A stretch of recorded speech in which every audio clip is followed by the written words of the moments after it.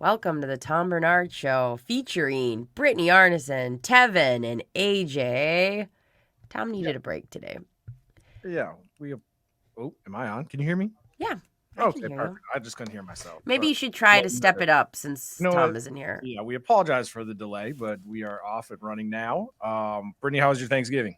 My Thanksgiving was a lot of food, like a lot. We went to two different houses in one day, which I don't recommend. I felt physically sick, so we had our Thanksgiving on Friday, and we had an amazing meal by my mother-in-law. She went with ham, which Okay. felt a little like, whoa, what are we doing here? But it was really good. Yeah. Um, and then we went to my cousin, or Justin's cousins, and they also did a delayed Thanksgiving dinner at their house. So literally in one day, I ate record amount. Like I'll probably be on the news. How about you? How was your Thanksgiving? Just one stop on the Thanksgiving Day tour. Went to my mom's, baked mac and cheese, turkey, stuffing, all the classics. It was fun. She has a bunch of, I don't want to say like random people over, but if It's there's somebody, misfits. yeah, if there's somebody at her church that's like, I have nowhere to go, or whatever, my family's out of town. She's like, oh, everybody come on over. So it's always a house full of people and just me stuffing my face and then taking a nap. So, Do you take a nap in front of strangers? 1000%. I um, go you sit on mentioned the couch and turn the football on, and then I'm out. it's just like I don't think I could. Like my like Whatever. I'd have those like stranger, not like stranger danger, but like just I have a trouble. So I take a nap often, but I like go into the baby's room. I always say I'm gonna go check on the baby, and everybody knows I'm just gonna go sleep in whatever room she's Yep. in. Um, when you make sweet potato pie, like what is in that? I don't even know if I've had it.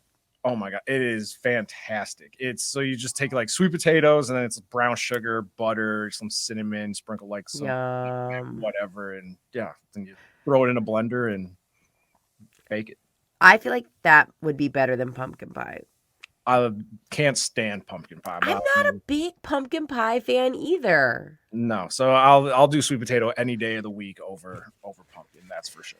So I got a big issue going down, and like, there's two things I need to take down in this world. One, daylight savings time. I'm working on it. I'm with you on that. Although Thank I you. heard I heard somebody the other day say that they like will keep.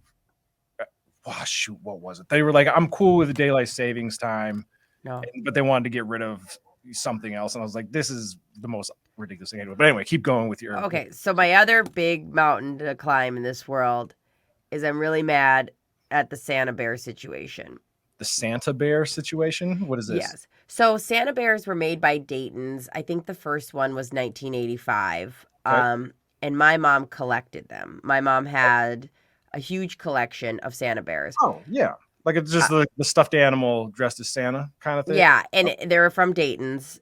And so it's like this people who have Santa Bears know what I'm talking about. They're a good size. They have a lot of accessories. They're super cute. Every year is a new theme. okay. So in 2000, so I have a lot. Like now, my mom gave me her collection, and then me and my neighbor Josie, every year we have a rule: we can only buy one, and then the second rule is unless we can find two. And we buy them on eBay and Facebook Marketplace, and I end up in a lot of people's homes, like wheeling and dealing for Santa Bears. So I've got a lot. Like now, I've made the collection. It's hitting a point we're only missing, I think, like four. So it's from 1985 to 2006, I believe, is the last one. Okay. They also have wives or girlfriends, depending on if it's before or after 2000. So how many bears does that put in your possession? Let's see. I didn't count. We put them up yesterday. I'll give you a number at some point. 1, 2, 3, 4, 5, 6, 7, 8. It's probably 20 something. Oh, that's not. I was imagining like you open up your guest room and there's just hundreds of Santa bears everywhere. 12, 13, 14, 15, 16, 17, 18, 19, 20, 21, 22, 23, 24, 25, 26. I have 27. Okay. That's a good Um, yeah, they go in storage like after Christmas. They don't hang out. They go in these big like IKEA looking bags that I put them in. So we put them out officially yesterday, and which got us to looking into. They started making new ones, like a new iteration of them last year, but Okay. they're about half the size and bleak. Like they are barely anything on them. It's like a knit hat, and it's rough. So I was like, okay, maybe that was like the first run. That was 2022. I didn't even get in line. They had this big thing. They were $40 and half the size. And I was like, not on. No, I'm not adding this to my collection. So I thought maybe this year they're going to step it up. And finally, like they saw that there was a big group of people that wanted these Santa bears. So maybe like they were going to step it up. So this year they announced their Santa bears. And again, half the size. All it has is like a knit sweater and a knit hat. No theme. They're claiming it's hometown theme, but that even makes me more irate because like you could have played into that more. So like I am coming for Dayton's. Yep. And I never thought I would be saying that, but that's where I'm at in life. Is like this time, the time change. I mean, the daylight savings time and Santa bears are pretty much the only cause like I'm riding at dawn. So it sounds to me like you just collect Beanie Babies that are Christmas themed. This is essentially what. Were you into Beanie Babies? Is that has nothing to do with this. It does. You're collecting stuffed animals. I did have a very extensive collection of Beanie Babies, but I played with them. None of them were pristine. I was at an age where collecting Beanie Babies made sense. I was like 14, 15, okay? Like I was younger than that because I was playing with them constantly. I don't know. I never had like the Princess Di one. I had like every dog and was like, oh. So like, okay. Or like the blue elephant one that was super, like a tie-dye elephant or something where people were, murdering people for Beanie Babies. I think the Princess Di one was pretty big, and then there was like misprint ones. Yeah. Hey Tom, how the heck are you? I wouldn't know. I couldn't talk there for a while because I heard about Beanie Babies for Christmas. There you go. How long you guys been on? You've been on for 8 minutes? Yep. Yeah, about 8 minutes or so. Okay, so you've been talking about Beanie Babies for 8 minutes? No. Oh, no. I heard some sweet potato pie chatter. I heard a little bit of, Oh, God. Life is wonderful. We should probably do a break right out of the shoot here, don't you think? Yeah, I think so. I got to show you something. You ready? That's one commercial. All right. That's a 60-second spot? Yeah. I'm having a hell of a day, I'll tell you that. I'm having a big time day today. Is there anybody at the wheel, or what are we doing? Well, now you're our fearless leader at the wheel. Yeah, fearless leader. Exactly right. All right. Yeah, let's get the show started. So, yeah, thank you guys for all your hard work. And we just try to put some stuff together, and nobody would do what I asked them to. I mean, you guys did. But outside, they just wouldn't do what I asked them to do, and therefore it got all left up. Like I knew it would. That's one thing about being in radio for 53 years. I knew this was going to happen. I could have told you the second I woke up, it's like, this is going to all be wrong. Because it always is. It's nobody's, it is somebody's fault, but not you guys. I'd love to blame you guys. That'd be fantastic. Yeah, you still can. Nothing's stopping you. All right. We'll get this stuff up and running. I want to I got to raise this light up a little bit. Yeah, do it up.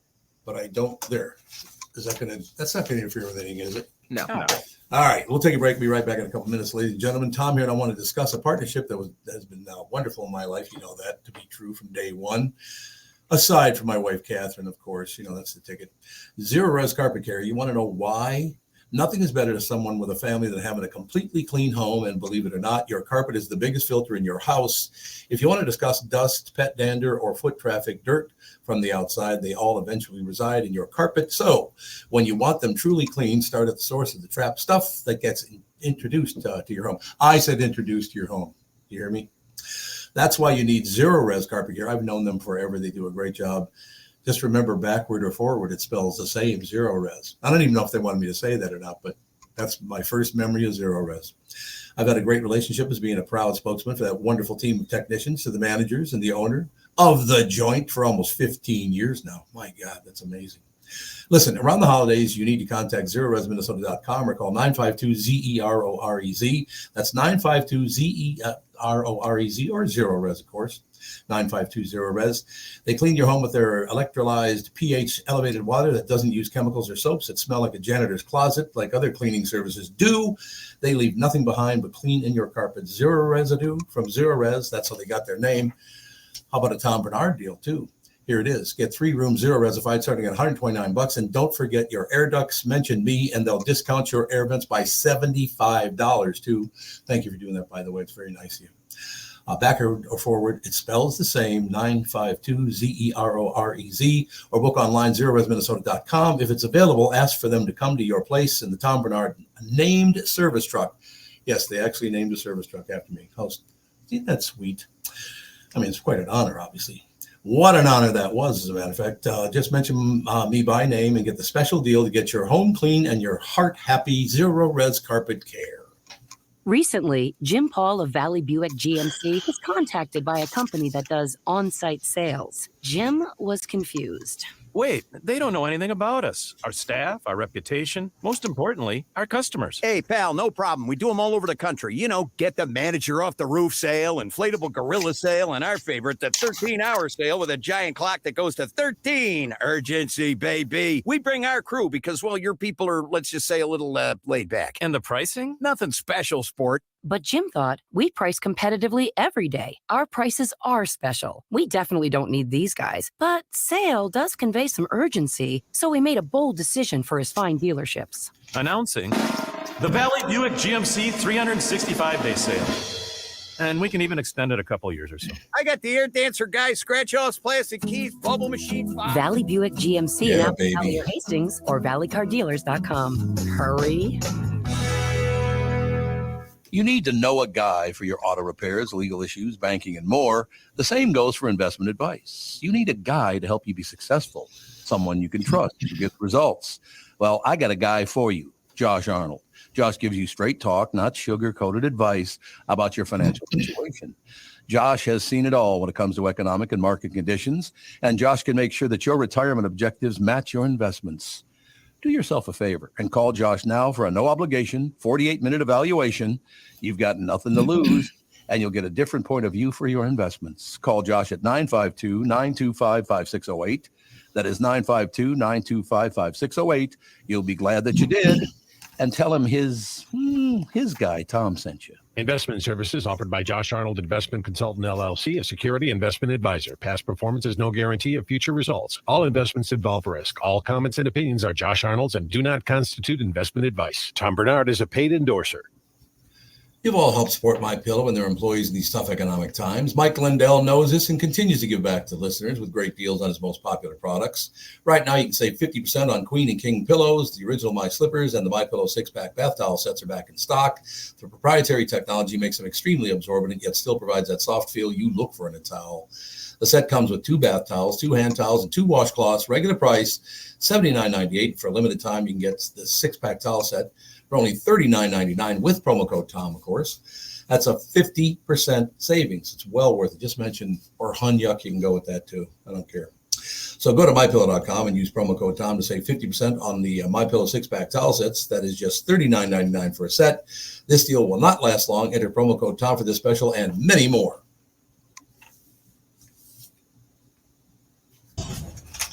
It's so great to still be in radio. That's all I have to say.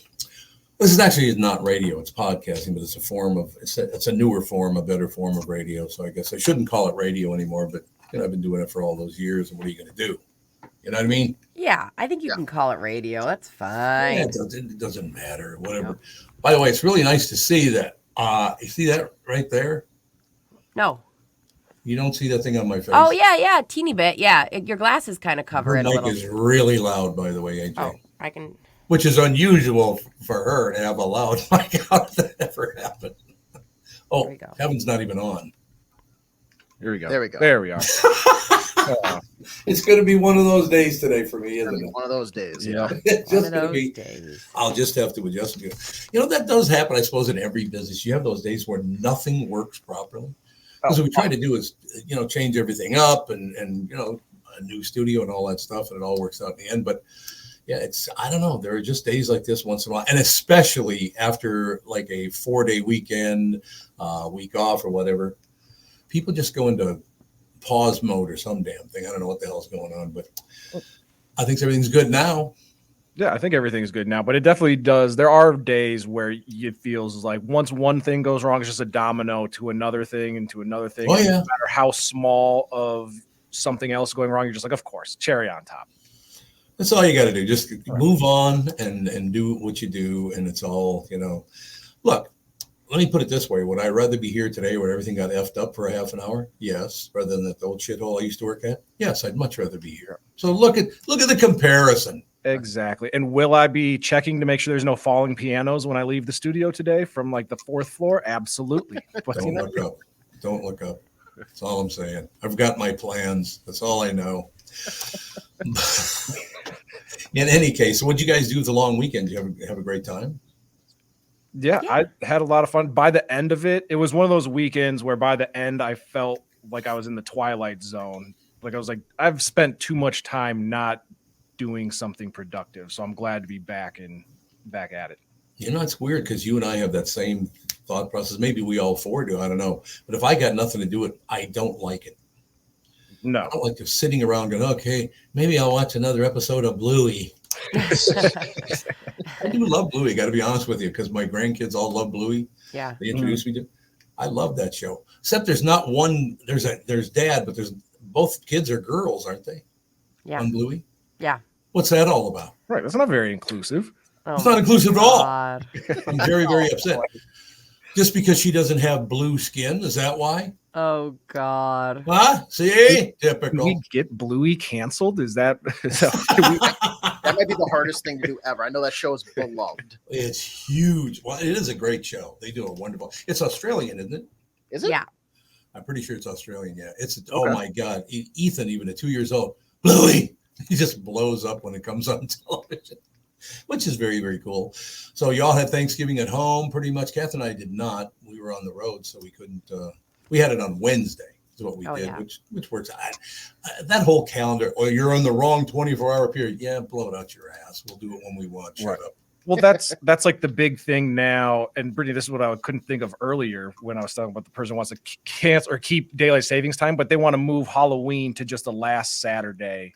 Yeah, right. Rather I than love having it that. on the 31st. And so that's the big Love it. Yeah, I would love if they moved it to Saturday because I feel I would love that because first off, it's hell trying to make that time of they come home from school and then you have a small window to trick or treat and then to send them to school the next day. I feel like every teacher in the world is like, please don't send your kid day after Halloween because they're full of sugar. They stayed up late. I think that the first Saturday would be amazing, or the last Saturday of the month. Laziness. No. And by the way, I've been watching a lot of national television. Mm-hmm. It'd be a good thing if your kids didn't go to school the next day. They wouldn't poison their brains. So that'd be good. That's a good thing. That's a hot take. You know what's so funny about this? It's hilarious because by the time I was, I think, 7 years old, I might have been 6. I said, why am I here? These people have no idea what the hell they're talking about. Not that I was some, wise to the world kind of, but they each had their own specific subject they wanted to really press on you. It wasn't about teaching. It was about, you're going to listen to what I have to say. And it's gotten much, much worse, it seems like, right? Yeah, I think, I don't know what Catherine would have done if you said, hey, let's take the kids out of school when they were 7 years old. No, they took themselves out, so it'll be all right. It all worked out in the end. No, I don't know. It's just one of those situations where I think instead of me saying I knew more than they did, I just did not fit into school ever. Not from kindergarten on, as a matter of fact. Because my first question in kindergarten, I will never forget this. Why are there's only one first grade, but there are 2 kindergartens? They said, well, we have a morning kindergarten and an afternoon kindergarten. And I said, why? Why do you have that? And they couldn't really answer the question. Because there's the same amount of students. Oh, because when you're in kindergarten, you only do a half day. Why? Let's educate. Let's get them going. Because they have to get used to the schedule. It's like the first time ever that they're on like a regimented. But they have options now if you want to do a full-time kindergarten or whatever. I mean, what's cool about a lot of our, programs around here is they have different programs. So like, let's say you're into STEM or programming, you can find a charter school that will do that. And some of those charter schools are free. Are they really? Yeah, there's one here in Eden Prairie that's free. That always blows my mind because my sister was thinking about sending her kiddo to it. So, yeah. Oh, did you say to it? I thought you said to No, to it, yeah. to it. Okay. Yeah, I don't know. I've never been a fan of school. You know what I'd be interested in knowing too, and I know we got to take a break here to get to Bob's answer and all the rest of it. I would like to take all these people that are protesting in the streets or anti-Jew or they're anti-this or anti-that, and I'd like to ask them, okay, let's do some numbers. Well, what do you mean? How many people from Jerusalem live in America? Do you think anybody would be able to answer that question for me? No, not off the top of their head. I would assume that it's why not quite a few. I mean, I don't know. I'm not the Census Bureau. Well, you should probably have a little knowledge before you start chirping against the other side. I mean, you didn't. That's not what I'm saying. Oh, no. I know that there's a high enough population where it's like there's very rarely, I would say, are you doing anything today. Like you're not, anytime you turn on Netflix or any television, right? That's because there's a high Jewish population that but they're heavily involved in, entertainment and stuff like that. You know what I mean? So they tend to be absolutely. I'm aware of the fact that there's Jewish people living in America today. Okay, how many Jews live in America? Yeah, 10. And we're going Ashkenazi, we're going Mizrah, we're going the whole shooting match. Sephardic. That's one thing that people do not understand, by the way. You know how many different kinds of Jews there are? About 20. See, they don't even bother to check on that. They think, well, if they're a Jew, they're a Jew. That's not how it goes. No, it's like Christianity, where you've got exactly. Baptist, Lutheran, whatever else. Absolutely right. So would you hate all Christians, or would you just focus in on Catholics? Because I'm a Catholic. Oh, that's a good question. See, that's a good question. I don't know. I feel like you would have to just include everybody if you're going to. I'm going to hate. If I'm going to hate them, I'm going to hate them all. Right. But again, I'm not trying to make. What I'm trying to say right now in America, we shouldn't really have that big a voice. We don't want to see anybody at war. I would love to see the war end. That would be magnificent. I don't like to see anybody being held captive. That drives me nuts.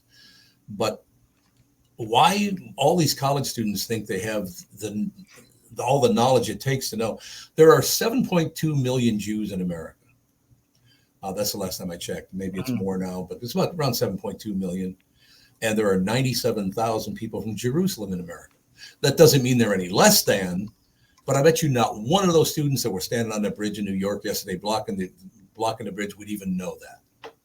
No, there's a lot of just, I see other people getting upset or saying something, so now I have to say something. And a lot of it, I don't know, I feel like a lot of it's just empty. Nothing people are doing outside of the, the hateful stuff really makes any impact going on over there. You know what I mean? Like, no, absolutely. People are so quick to go, like, I have to go on social media and say that I stand with so-and-so or I stand with so-and-so just to let people know when it's not doing anything. If people actually wanted to make a difference, there are avenues that they could, donate money or do to help. Mm-hmm. See, the only reason I know those numbers, by the way, is not several months ago, but about a month and a half ago, I guess it is now. No, it is almost 2 months. Almost, not quite. But I said, well, I don't really have an opinion on people from Jerusalem because I've never met anybody from Jerusalem. So I don't know. I grew up with Jews and Black people and Catholics. That's who I grew up with, right? So I had to adjust to, by the way, Protestants too, because I didn't know how Protestants felt until I got out of the neighborhood once in a while. And there were some, but not many, So the only reason I even know those numbers, and I don't know what the new numbers are. Maybe there are more than 100,000 people in Jerusalem in America now, but I decided as a little kid that if I was going to have an opinion on anybody, I should probably know who they are. You know what I mean? That's a wonderful stance to have. More people should have that. Why don't we sit down with a Jew and a person from Jerusalem and have a little schmooze? We'll talk. So my question is this, and I'll move on because I know it's a very serious subject to start on, but it is bothering me, the fact that most of those people that are anti-Jew right now have no idea what the hell they're talking about. There are many, many, many different kinds of Jews. You're going to focus on all of them? Really? Because you're a moron if you do something like that. Right? Mm-hmm. So that's how I even know those numbers, because I checked on it. Maybe I'll think somebody from Jerusalem could take me out to lunch someday. What do you think? Why not? Nothing wrong with that. Look, the hatred's got to stop. It's getting worse and worse and worse. And most people involved have no idea what the hell they're talking about. Not a clue what they're talking about. Right? Right. You think they're just out protesting, trying to get laid? Is that what it is? Oh, absolutely. That's where I hear slang in the most is protesters. Yeah. Forget Tinder, forget Bumble, any online dating app, Christian Mingle, none of that. Nobody's friskier than a protester. Oh, those protesters! Boy, you look like you're really dedicated to this. Although there definitely is an element of sex selling kind of in protest. I remember being at a George Floyd protest, and we're all gathered by US Bank Stadium, and we're waiting for the march to begin. And all of a sudden, there was a group of about 30 or so women that walked by that you could tell they were here on a mission, that they were here looking good, and they happen to be, the employees of the, people organizing the march. And I was like, well, they definitely selected a specific demographic of person to help. That's a very good point, Tevin. And we literally, honest to God, look, I don't know anything. I've never been to Israel. I've never been to Palestine. There is not a state called Palestine, but there's an area, correct, where Palestinians live. I'm not knowledgeable enough on that. I would have thought that it was a country. I guarantee you know more than the college students that are pissing and moaning and burning flags and good stuff like that. I wouldn't bet on that, but I'm pretty dumb. Are you stupid? That's the whole plan. Absolutely. I just decided, because it was a rough start to the show today. I wanted people, we'll deal with that later. It's not, it worked out. Thank God my wife was here, because she's much smarter than I am when it comes to this stuff. Like an you guys. Oh, she came in and she saved the day. We're thousands of miles away. I don't know how we would have got up and running already. You see that door behind me? Yeah. She's going to come peeking in that door because she heard what you said. Oh, AJ likes me. Unbelievable. With that, I know we did get up and running a little later than normal today. Do you want to bring Bob in now, or do you want to go to a break and come back? No, we'll go to the break and then do it, because that'll give Bob the whole 15 minutes there. That works for you guys, doesn't it? Beautiful. Yeah. So let us do just that. We'll be right back. Bob Sands will be with us right after this. K&L Surplus and Ammo is your one-stop shop for all firearms-related products. It has a preferred choice among trap enthusiasts and waterfowl hunters for over 25 years. K&L is an authorized SKB shotgun dealer with a huge selection of youth models, has a huge selection of trap loads. Fall hunting is here. Head to K&L Surplus and stock up on waterfowl loads. K&L now has a lot of the calibers that have been hard to find in stock. K&L Surplus and Ammo is veteran-owned and offers first responder and veteran discounts. Check this out. Mention this show and receive 10% off anything in the store. And I said anything in the store. K&L is also committed to safety and a licensed FFL retailer. Find out for yourself why K&L Surplus and Ammo has been the choice of gun owners for over 25 years. Go to www.klgunstore.com. Why should your business bank with North American Banking Company? Here's Landon and Gavin Miller of D&B Plating. I've always been impressed with their speed of answers to our questions, and that has allowed us to expand and capitalize on opportunities in the market. North American Banking Company has never made us feel like a number. They've always treated us as a partner. For more information about North American Banking Company, go to nabanco.com or stop by any one of their Twin Cities locations. Member FDIC, equal housing lender. Is that text you're sending so important that you missed your turn? Is that text you're sending so important that you ran the red light? Is that text you're sending so important you didn't see the ball coming onto the road or the child that followed? Hi, I'm Mike Bryant from Bradshaw & Bryant. When you take your eyes off the road for even 4 seconds, your vehicle travels 100 yards. That's the entire length of a football field. If you absolutely have to text, you need to pull off the road somewhere safe and do it from there. Texting and driving is against the law and can cause serious injury or even death to you and others. Now that is important. We hope you're never injured in a collision, but if you are, please contact us. Find Bradshaw & Bryant, personal injury attorneys at minnesotapersonalinjury.com. Going farther with Mike Bryant on your side, seeking justice for the injured. Bradshaw and Bryant.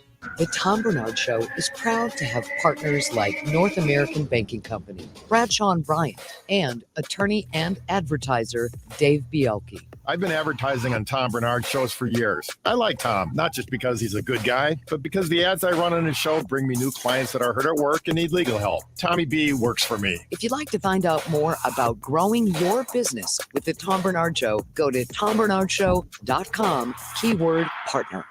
We are back, ladies and gentlemen. I still love the fact that I can't even hear myself, but I guess it doesn't matter. If I'm talking, I don't have to hear myself, correct? Yeah.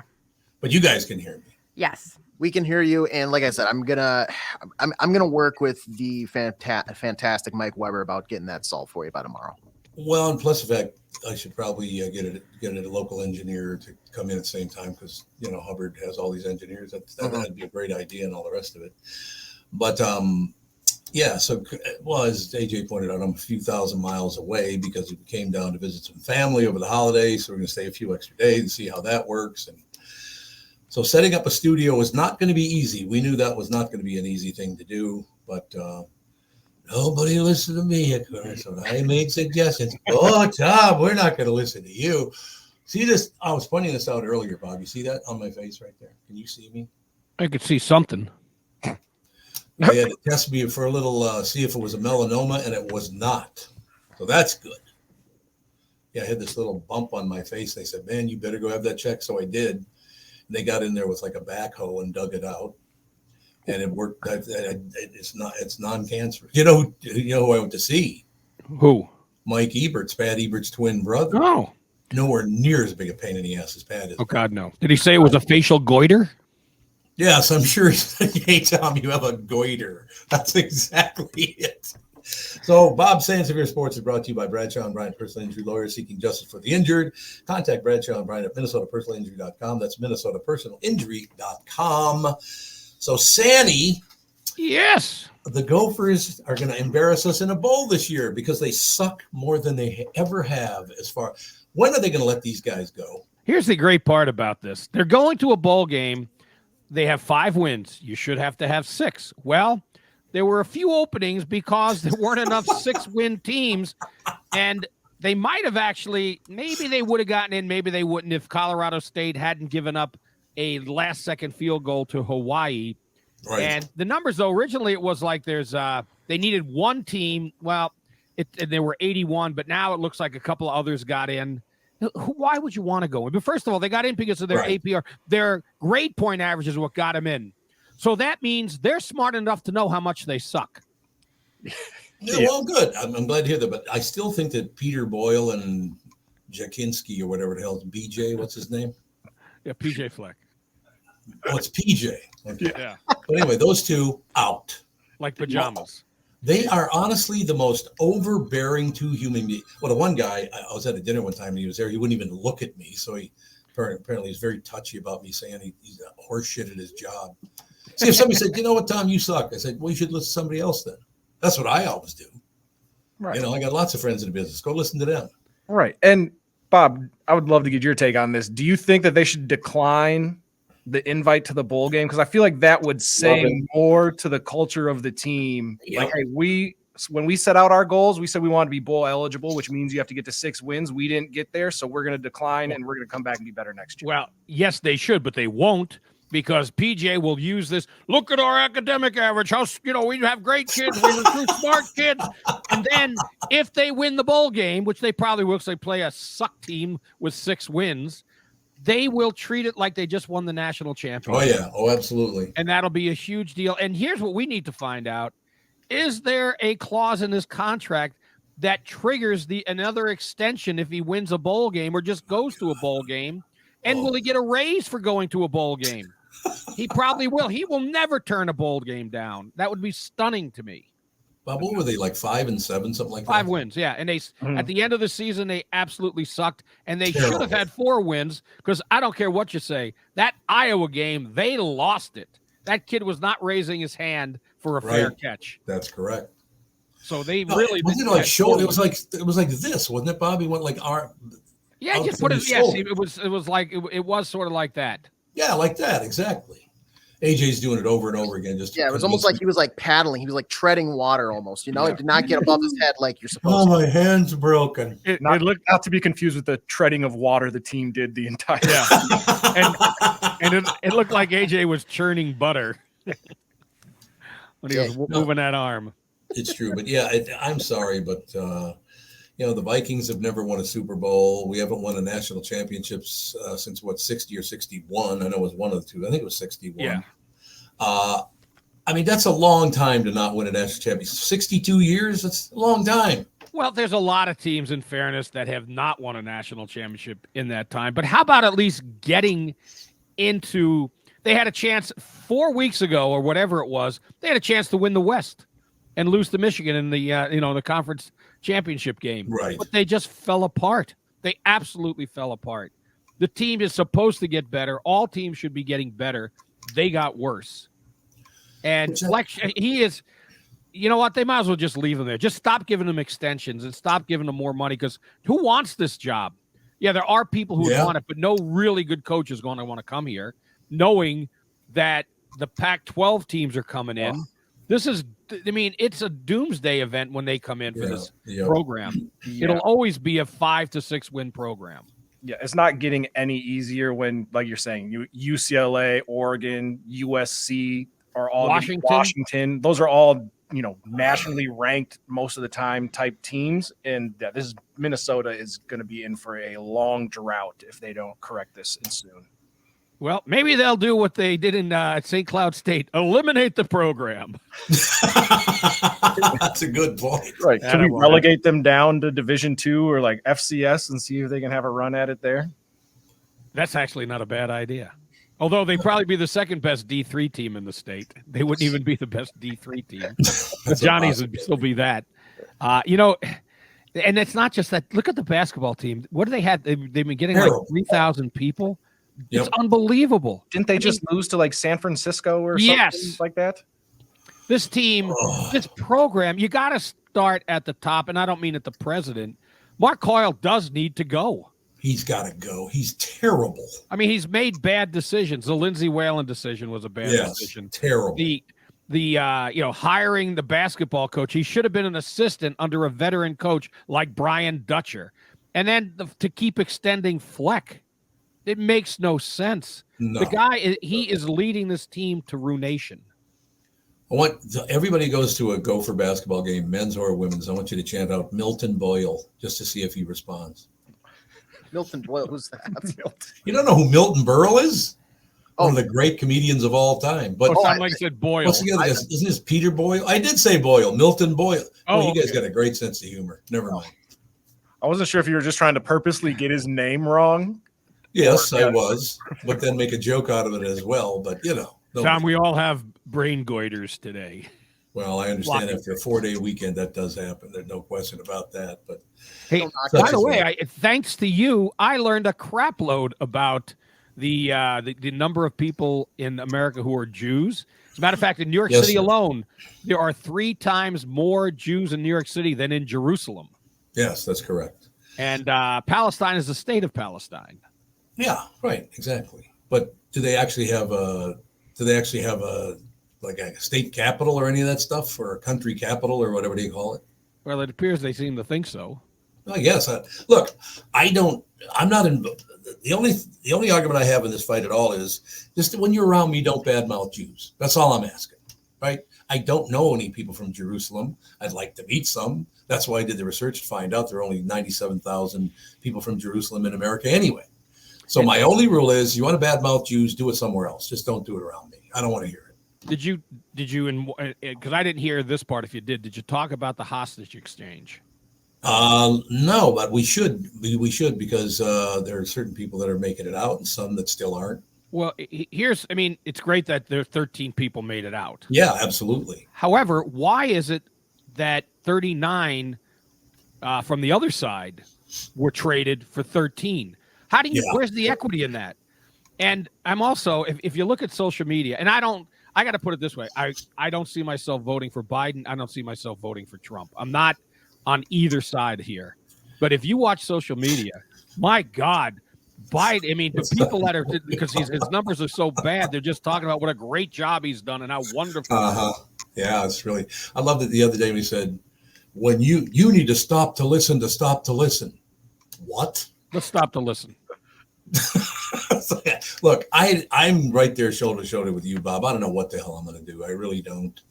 I just know that I saw on television, it costs the average family, including poor families, this is my concern, $9,000 a year more than it did a couple of years ago. $9,000 a year per family. They can't afford that. There's no way they can survive on that. So what do we get? We have to, whoever going to want to step up and go, you know what? Why don't we protect from the bottom up and then we'll be good? What do you say? Well, by bottom up, I mean lowest income to the highest income. It's what's I'm going to be interested, and I know you don't want to talk politics, but I'm curious to the dent Robert Kennedy puts into this race and who he winds up helping and hurting. Because it depends on who you talk to. Oh, he's going to help Biden. Oh, he's going to help Trump. Yeah, that's true. That's very true. You know, one thing I got, and you guys don't have to, jump in on this, but I don't really have, I've been a Democrat in my life. I've been a Republican in my life. I didn't care for either one of them. I'm kind of stuck in the middle of the whole deal. And whoever you elect, I will go, okay, good. So they're doing what they do. And yeah, there was a prediction that they're going to drop the interest rates down again by a few points, 3 or 4 times next year. I certainly hope that's true. We need to help the people that need help. We don't need to be sending billions of dollars to other places when people in our own streets are starving to death. How about that? That's actually, it's a wonderful point, because why don't we take care of our own? Yeah, take care of your own. You know why? Because, I'm a big shot. I'm running the world. How are you? You're running the world? Where are you doing a horseshit job? How about that? Not according to social media. Hey, I got to ask you guys one question, because I don't go on social media. I know nothing about it anymore. It's been 10 years since I was on social media. Why do we allow TikTok in this country? It's a Chinese run, right? It's Chinese run, and every story I ever see on TikTok is anti-American. Every damn one of them. Can an American come up with a version of TikTok? I would think so. People send me these videos from TikTok and all the rest of it. It's not too pro-American if you ask me, but it's just me. Well, I suggest that Elon Musk come up with one, but he is the devil these days. Oh, is he? What'd he do? I'm not really sure, but he did things that upset a lot of people. Well, so have I. So I guess I'm just. Yeah. But I'm not worth $225 billion. That's my problem. No. I gotta straighten that out. No, I just, you do the best you can. But I really sincerely don't like to see that people who make, I don't know, 35, 45 grand a year, something like that. What's the national average is up? Isn't it up around mid 60s now, something like that? The median income? Median income, yes. It's somewhere around there. AJ's on it. Oh, so we'll have the answer tomorrow? Yeah.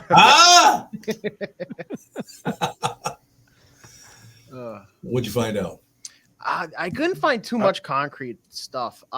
There wasn't really it's the median income has gone up, but against inflation, it's argued that it's actually almost gone down comparatively. It has. Yeah, that is a fact. But they don't have a median income anymore?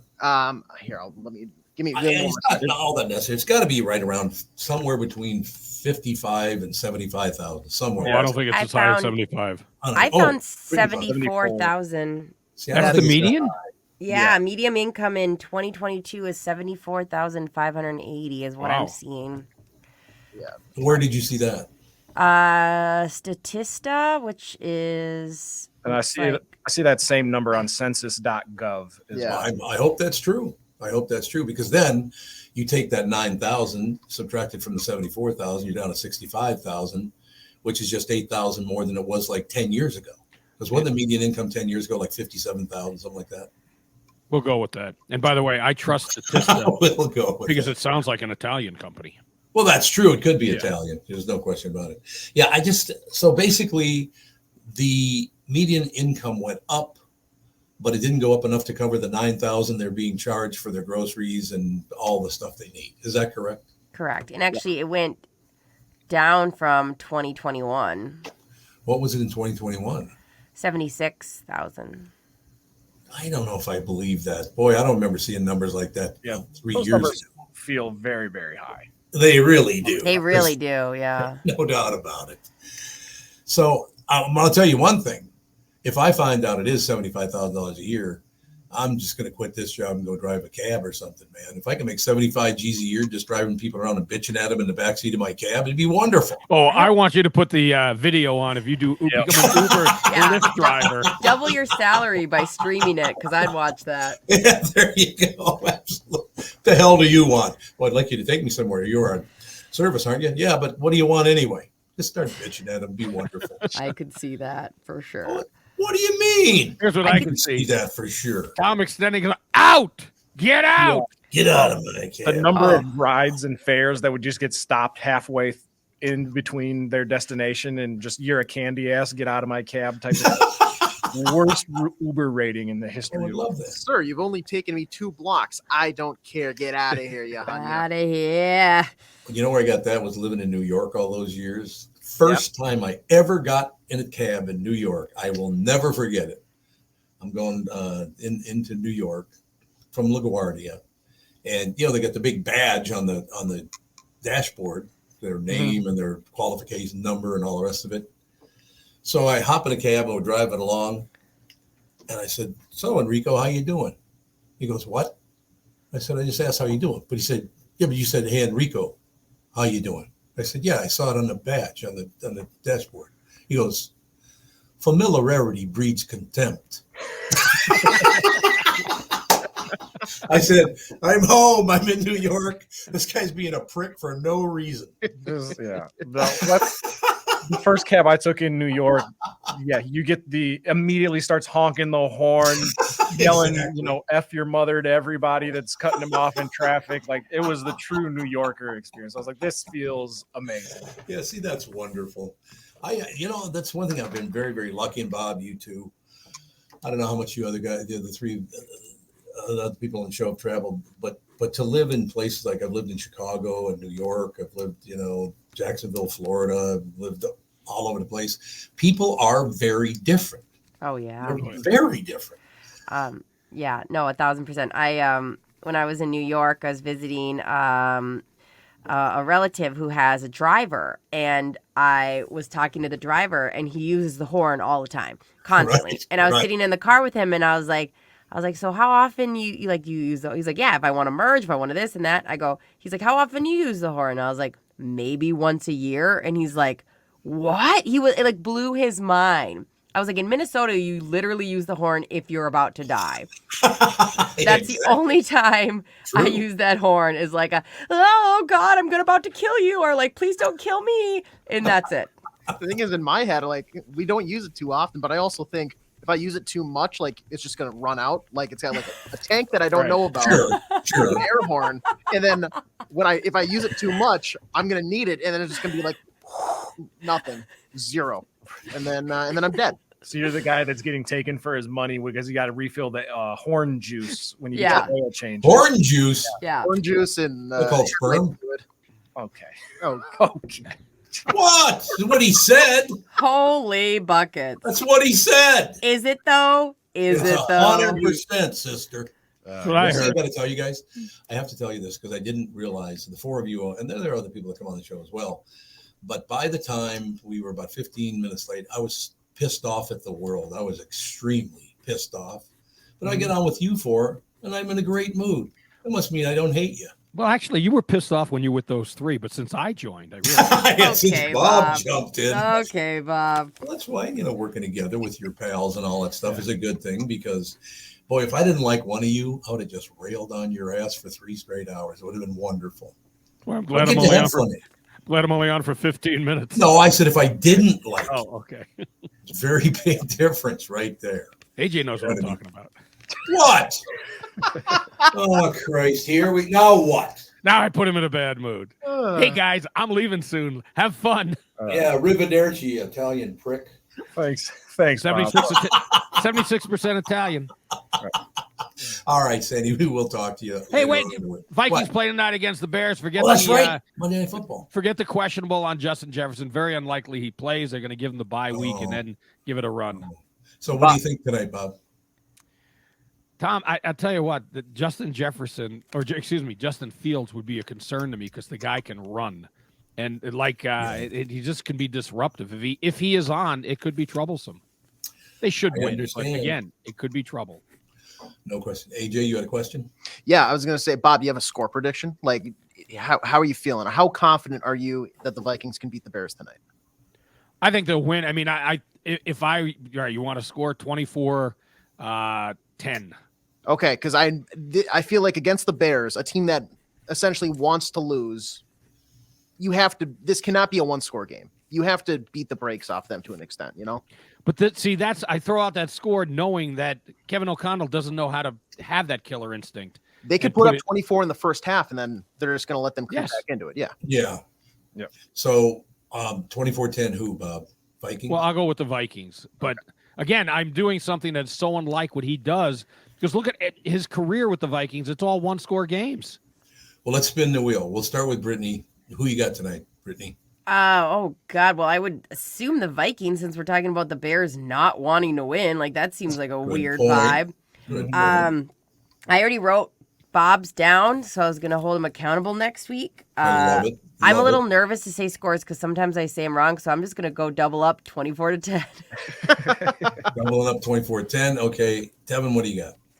Yeah, it definitely feels like like Bob's saying, like a 24-10 type of deal. Just to be different, I'm going to say it'll be 17-7, but the Vikings should win this going away, which means we'll probably win by a last-second field goal or lose. Yeah. Or lose. Yeah. All right, AJ, you got the tiebreaker. Vikings probably like 28-13.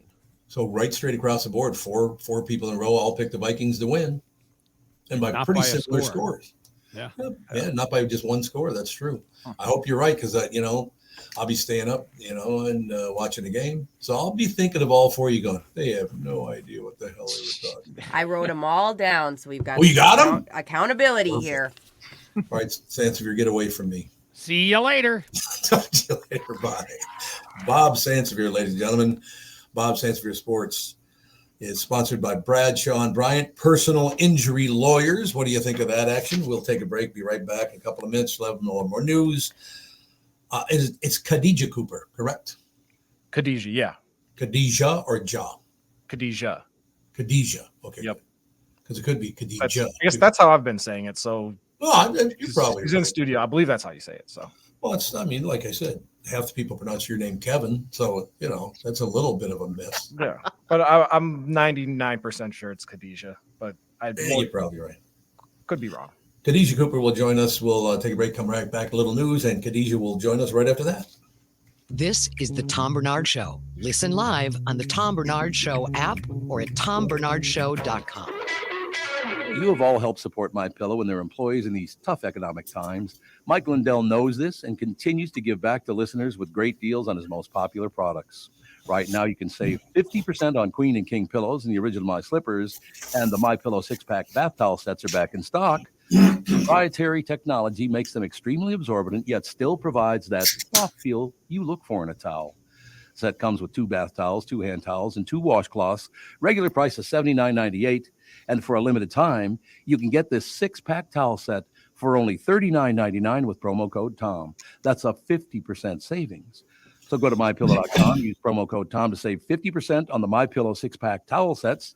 That is just $39.99 for a set. This deal will not last long.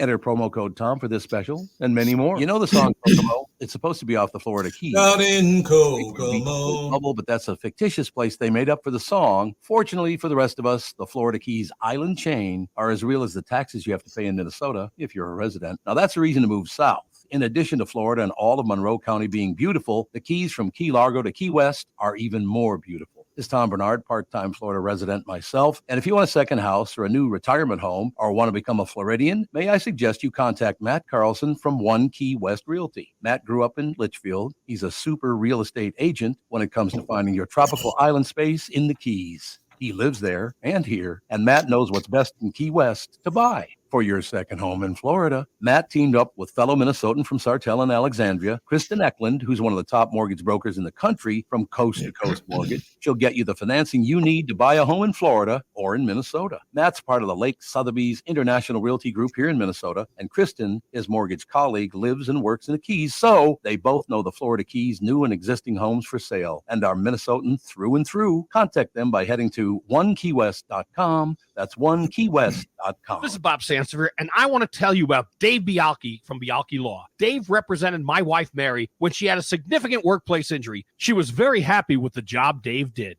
If you have a work-related injury and have Dave represent you, I'm betting you'll be happy too.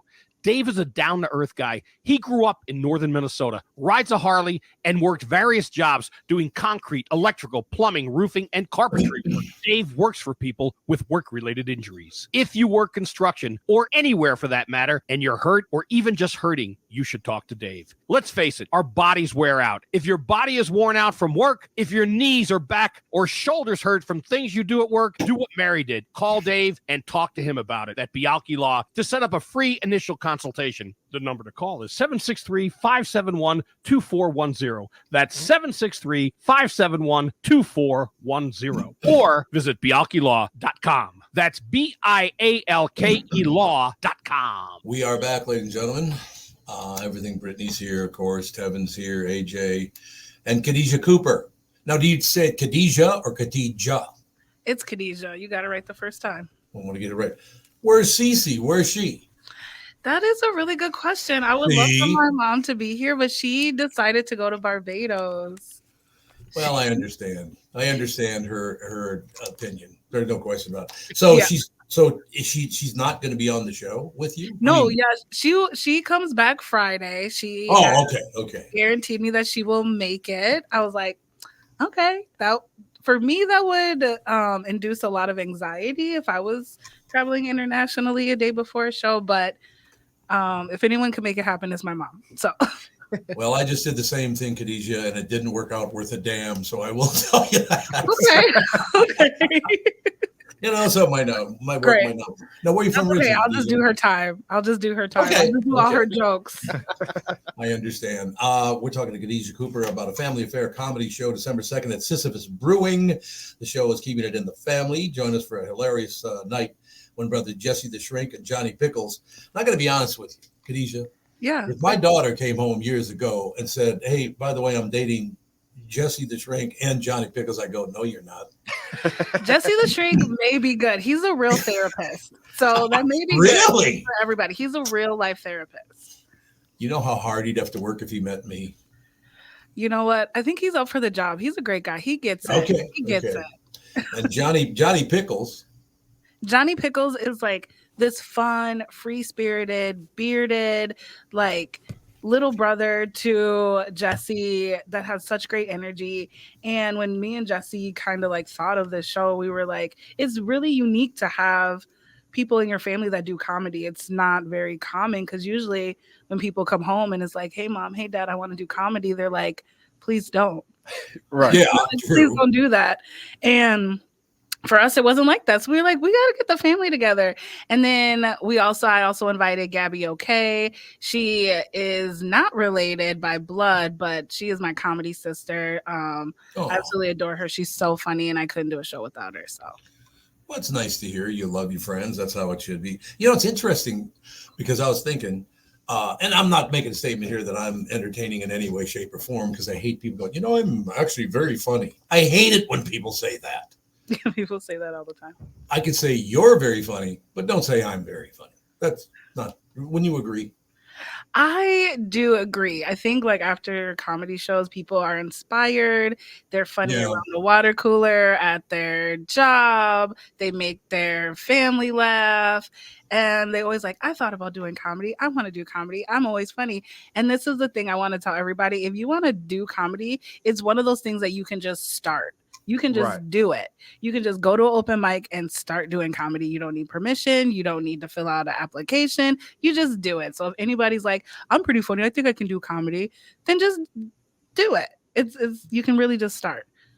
What's interesting is the reason I'm asking you this question is because I was just looking back after seeing that Cece, your mother, is a comedian as well. Mm-hmm. My mother and father were not funny in the damn least. Neither Okay. one of them. Right now, I'm not saying that I am. That's not. But I do have 4 brothers and 2. Well, one of my brothers is dead, unfortunately, but 3 brothers and 2 sisters, and they're all very, very interesting. Pretty much funny.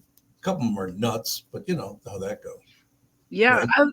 I think it's really funny because people are like, I am not funny, but I have funny stories and I have funny things around me. And like comedy takes many forms. And sometimes it's like you could be a storyteller and tell these funny stories about growing up or whatever, and people can relate to it. And it's funny. So, like, even if you don't think you're funny, Tom, your stories might be funny. It might be. I got a couple for the 3 people you're sitting in there with. So, you know, we get to those eventually. Yeah, You know yeah. Well, it's interesting too because my mother, and unfortunately, the 2 people I want to mention, we've lost them both. But my mother's best friend was Louis Anderson. Yes. It's just bizarre. When we would go visit her, Louis would come to town, and we'd go visit my mother. It was just nonstop. One of the first times she ever met Louis. She's sitting there, and she was in a retirement home by then. But Louis adored her. She adored Louis. It was wonderful. So Louis and I sit down, and she goes, "Louis," my mother had a very deep voice like this. She goes, "Louis, you see that guy over there 3 tables over?" He goes, Yeah, I see him. Why? What about him?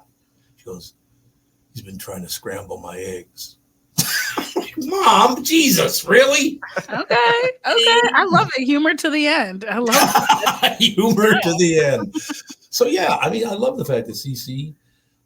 Now, did she perform when you were a little kid, or when did she start performing? Yeah, so I remember being 8 years old at Pepito's. They did an open mic back in Oh those yes, days. I love that place. Loved it. And I remember like being 8 and watching my mom do comedy. And to an 8-year-old, when you see your mom on stage, you're like, is my mom famous? Am I a celebrity child? Oh yeah.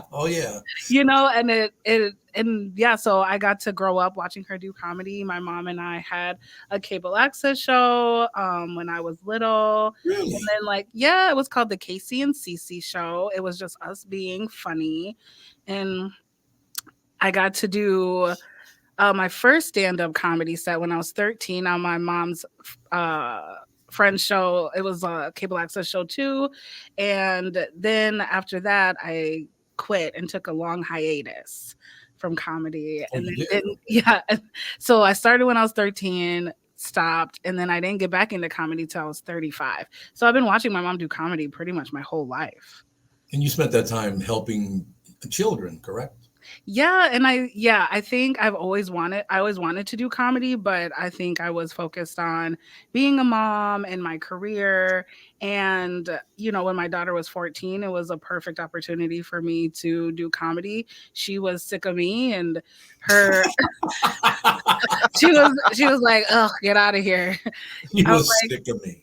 I was like, "You're sick of me loving you too much? Okay, I'm fine. That's me." But you know how those preteens and teenage years go. So it was a good opportunity for me to start doing comedy at 35. And the first time I hit the stage at Comedy Corner Underground, we call it CCU, I think I blacked out, and it was so fun. It was like a high, and I haven't looked back since. Well, that's how it should be. I'm really glad that you know. I wish Cece were here and said, "Where's she? Barbados?" Yes, she's in Barbados. Big shot. That's all I got to say. Now, it says you grew up in the suburbs of Minneapolis. Where did you grow up, if you don't mind? I grew up in Crystal. Before Crystal, I was in Egan. So it was like a really great experience. My mom comes from New York and didn't want to raise me in New York. And, you know, there was a lot going on in the 80s at that time. And so she's like, Minnesota feels like a nice, calm place. But all my family on the East Coast is like, do you live by cows? They think it's just like they don't understand these big city folks as Midwest living, you know? They're like, what is a cheese curd? Like, they don't understand me. Right. But and so I grew up born and raised here in Minnesota, and I love it. I mean, it's home, so I couldn't think of growing up anywhere else. No, same situation. As a matter of fact, I grew up in North Minneapolis, but when we used to come to your neighborhood when I was a kid, It's, I believe, if not the first, one of the first Target stores in the world was right there in Crystal. Yeah, that makes sense because Minnesota is like Fortune 500 company central. We have so many. Yep. So that Now, makes a lot of sense. what did we call Target coming out of the north side up to Crystal to go to Target? What did we actually call it? Probably just the store. No. No. We changed the name to Target, so it would sound even cooler. You were one of those. Yeah. Okay, fancy. Okay, fancy Tom. Also, I just think, Tom, we're really breaking barriers. The white old guy from the north side and the black girl from the suburbs. I think we're really changing. I don't think 27's that old though. Who's 27? Me. Oh, yes. Yeah. Exactly. Yeah, middle age. yeah. That's what I meant. That's what I meant. Like a young, dry, white guy like you from the north side and a black girl like me from the suburbs. It's like, look at us. It's how it should be. But that's how my life has always been. And I love that. Some people think the exact opposite of me, by the way, because I do. Because if I'm talking to you, I'm not always going to be nice to you. If I get some jokes so I can, rip on you a little bit, I will do it. And people hear it and go, well, you guys must be a racist. It's like, what? I have no idea. I think we just became best friends. Okay, works for me. I think we just became BFFs. Well, this is where the world needs to go, Khadijah. It does. There's no question. I You agree. probably learned that from your mother too, right? That she treated people well, and you watched her do it. I absolutely did. So Yep. growing up, my mom also worked at General Mills, the headquarters, and it was so fun having her work there. I would go there and it would just feel like Willy Wonka's chocolate factory. Like there's cereal and snacks. I was like, oh my God, this is the best. And my mom, very corporate, very, that is her professional life. And my mom always taught me, you treat the janitor just as well as you treat the CEO. And I seen her do that. I seen her do that with the folks who worked in the kitchen. I seen her do that with the folks who worked at the stores, inside the building. And, my mom is from New York and she's brassy, but she has the sweetest heart. The sweetest heart. She's scrappy and nice. She's like this beautiful intersection of a human that really taught me, like, just do the things you love. Because my mom is like this 5-foot Black woman with dreads down to her waist. She rides a motorcycle and loves country music. And that is exactly what she is. And she doesn't care. She doesn't care. She'll sing ABC Heart anywhere at karaoke and like with full confidence. And like what a privilege for me to grow up with someone that's like, be you. And that's really translated to me on the stage, just be you. Cause I think sometimes I'm like, oh, are people going to relate to me? Or like, our Black crowd's going to get it that I like grew up in the suburbs and date a lot of white guys and like, are they going to like it? And my mom's like, who cares? Be you. I love, and I'm like, you gotta bring your mother in next time. Cause you got to come back and you got to bring your mother. I would love to. She sounds like my kind of person all the way. It's like, no, you be you. You don't care about race, religion, skin color, any of that stuff. I didn't want to hire Tevin, but affirmative action. Right, exactly. And quota. Yeah,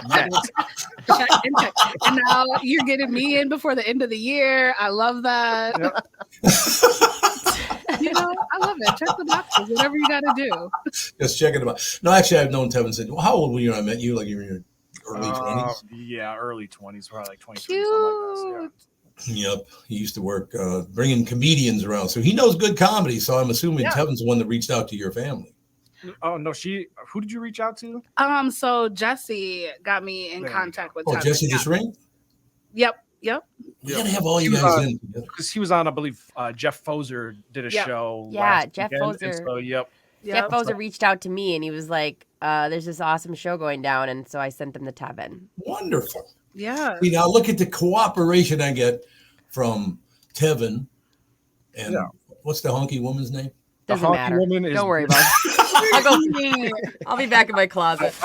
And that's the one thing, like from working at the House of Comedy, that I loved. Is just the local comedy scene here is so strong, and so anytime we get a chance to kind of promote and help out, I love doing that. Because especially Sisyphus, you just think of it as a brewery, and it has an amazing comedy room. Amazing.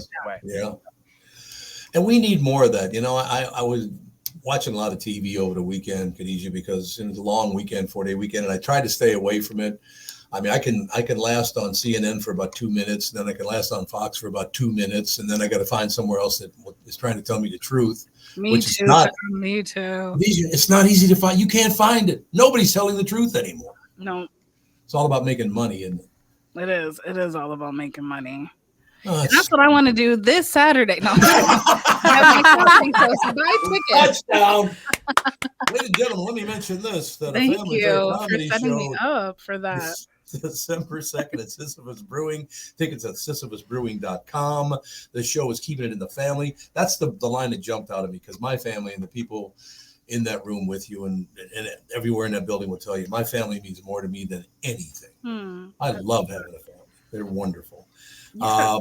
You can join them for a hilarious night when brothers Jesse the Shrink and Johnny Pickle start the show off with a bang, and mother and daughter Cece and Khadijah Cooper. It says Copper.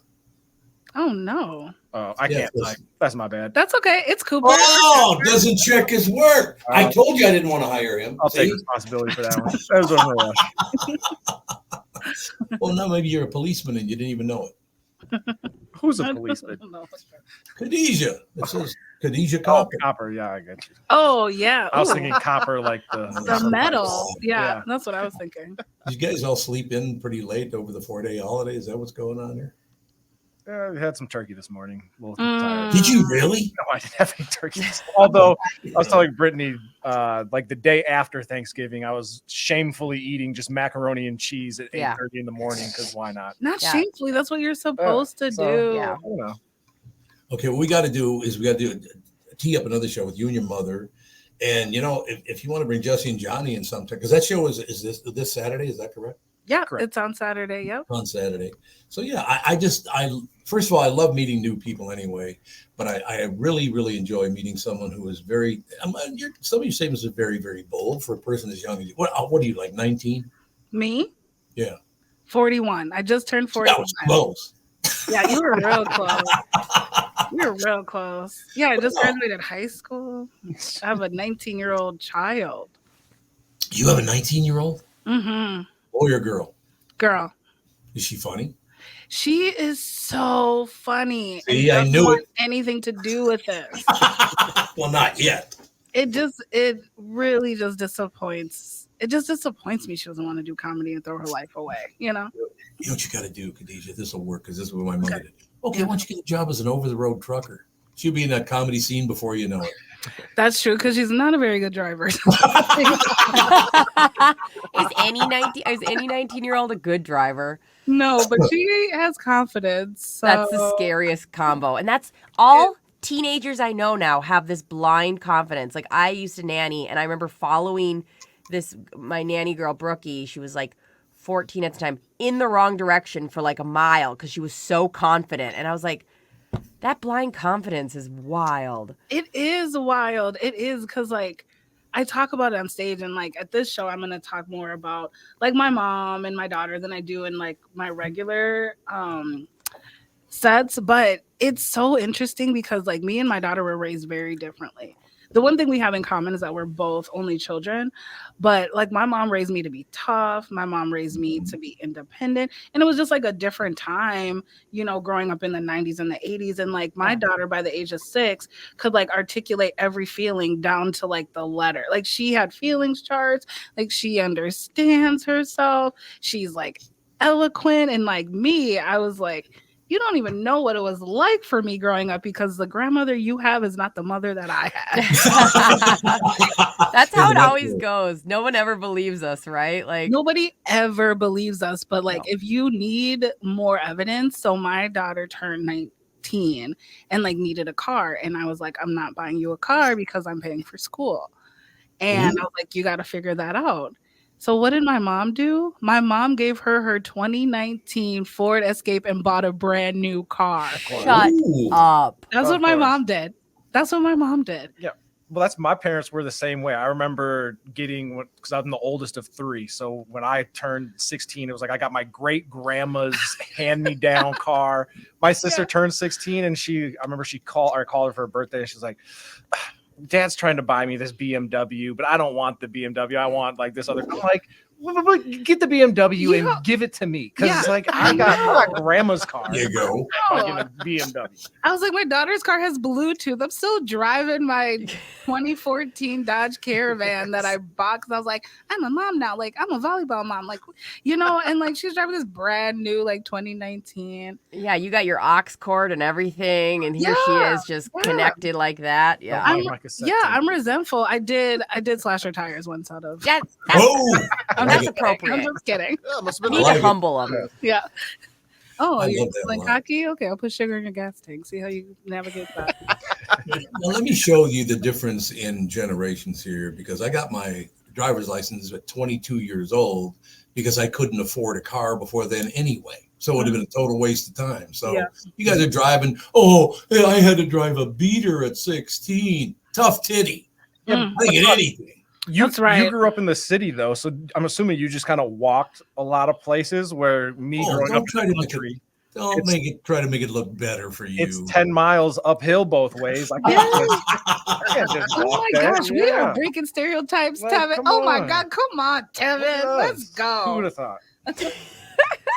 Honest to God. Yeah, who'd have thought? That's a very, very good question. But now you got to come back more often, and you got to bring your mother in. But if you want to pop in, do we have a spot? I mean, if she wants to bring Jesse and Johnny in, since Cece's laying on the beach in Barbados.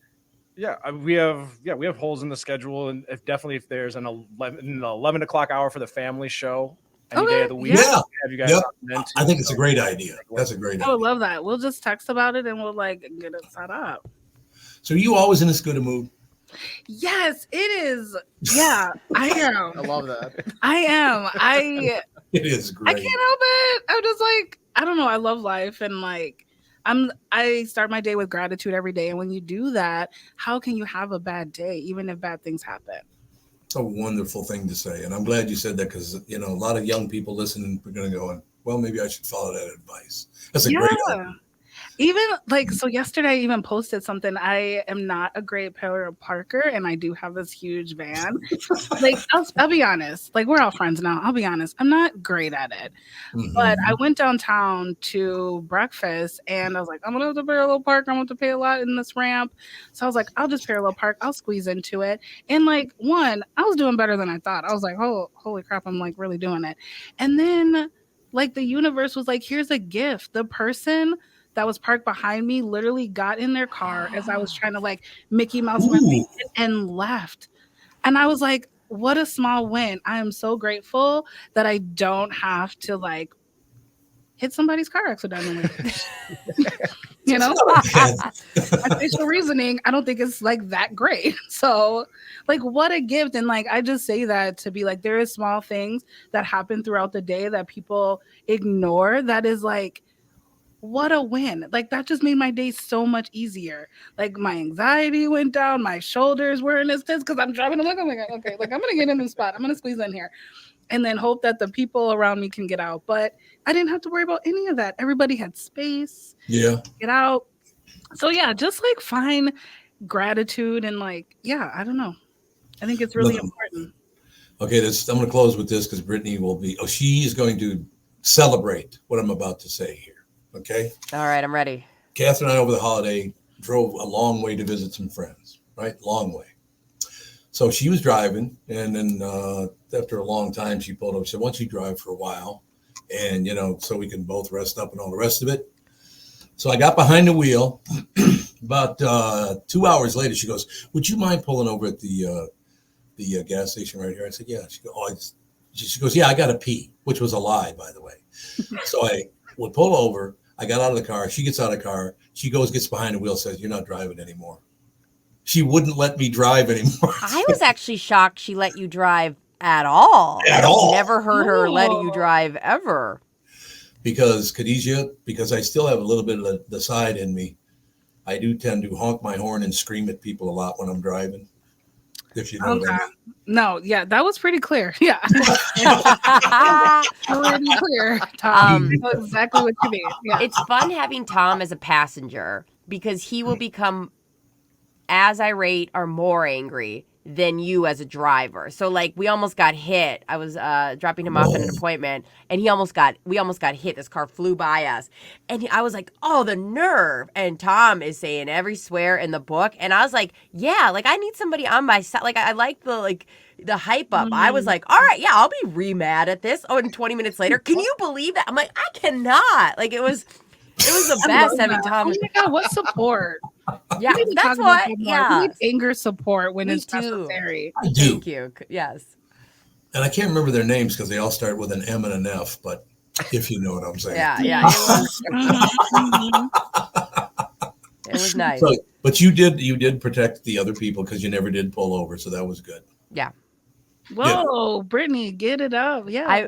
Good job. Khadijah, he's making me sound way more excited. I'm the type that was like, well, I'm over it. And then he would get more excited about it. And so usually I let things go pretty quick. I was just like complimenting your driving skills. Oh, thank you. Oh, absolutely. Well, everybody's safe. Everybody's here to talk about it. You know, I was one time. Not all heroes wear capes, so. Yeah, sometimes they have headphones and microphones. Yes. Sometimes they're barely wearing pants. What? You don't know what's going on down here. You have no idea. No shot. I got no shot. I really know. There's no question. I do know Khadijah Cooper needs to come back in a family affair comedy show Saturday, December 2nd at Sisyphus Brewing. Tickets at sisyphusbrewing.com. The show is keeping it in the family, which we like to see because Cece Cooper will be back in time for the show. So that's good. Yes, she will be.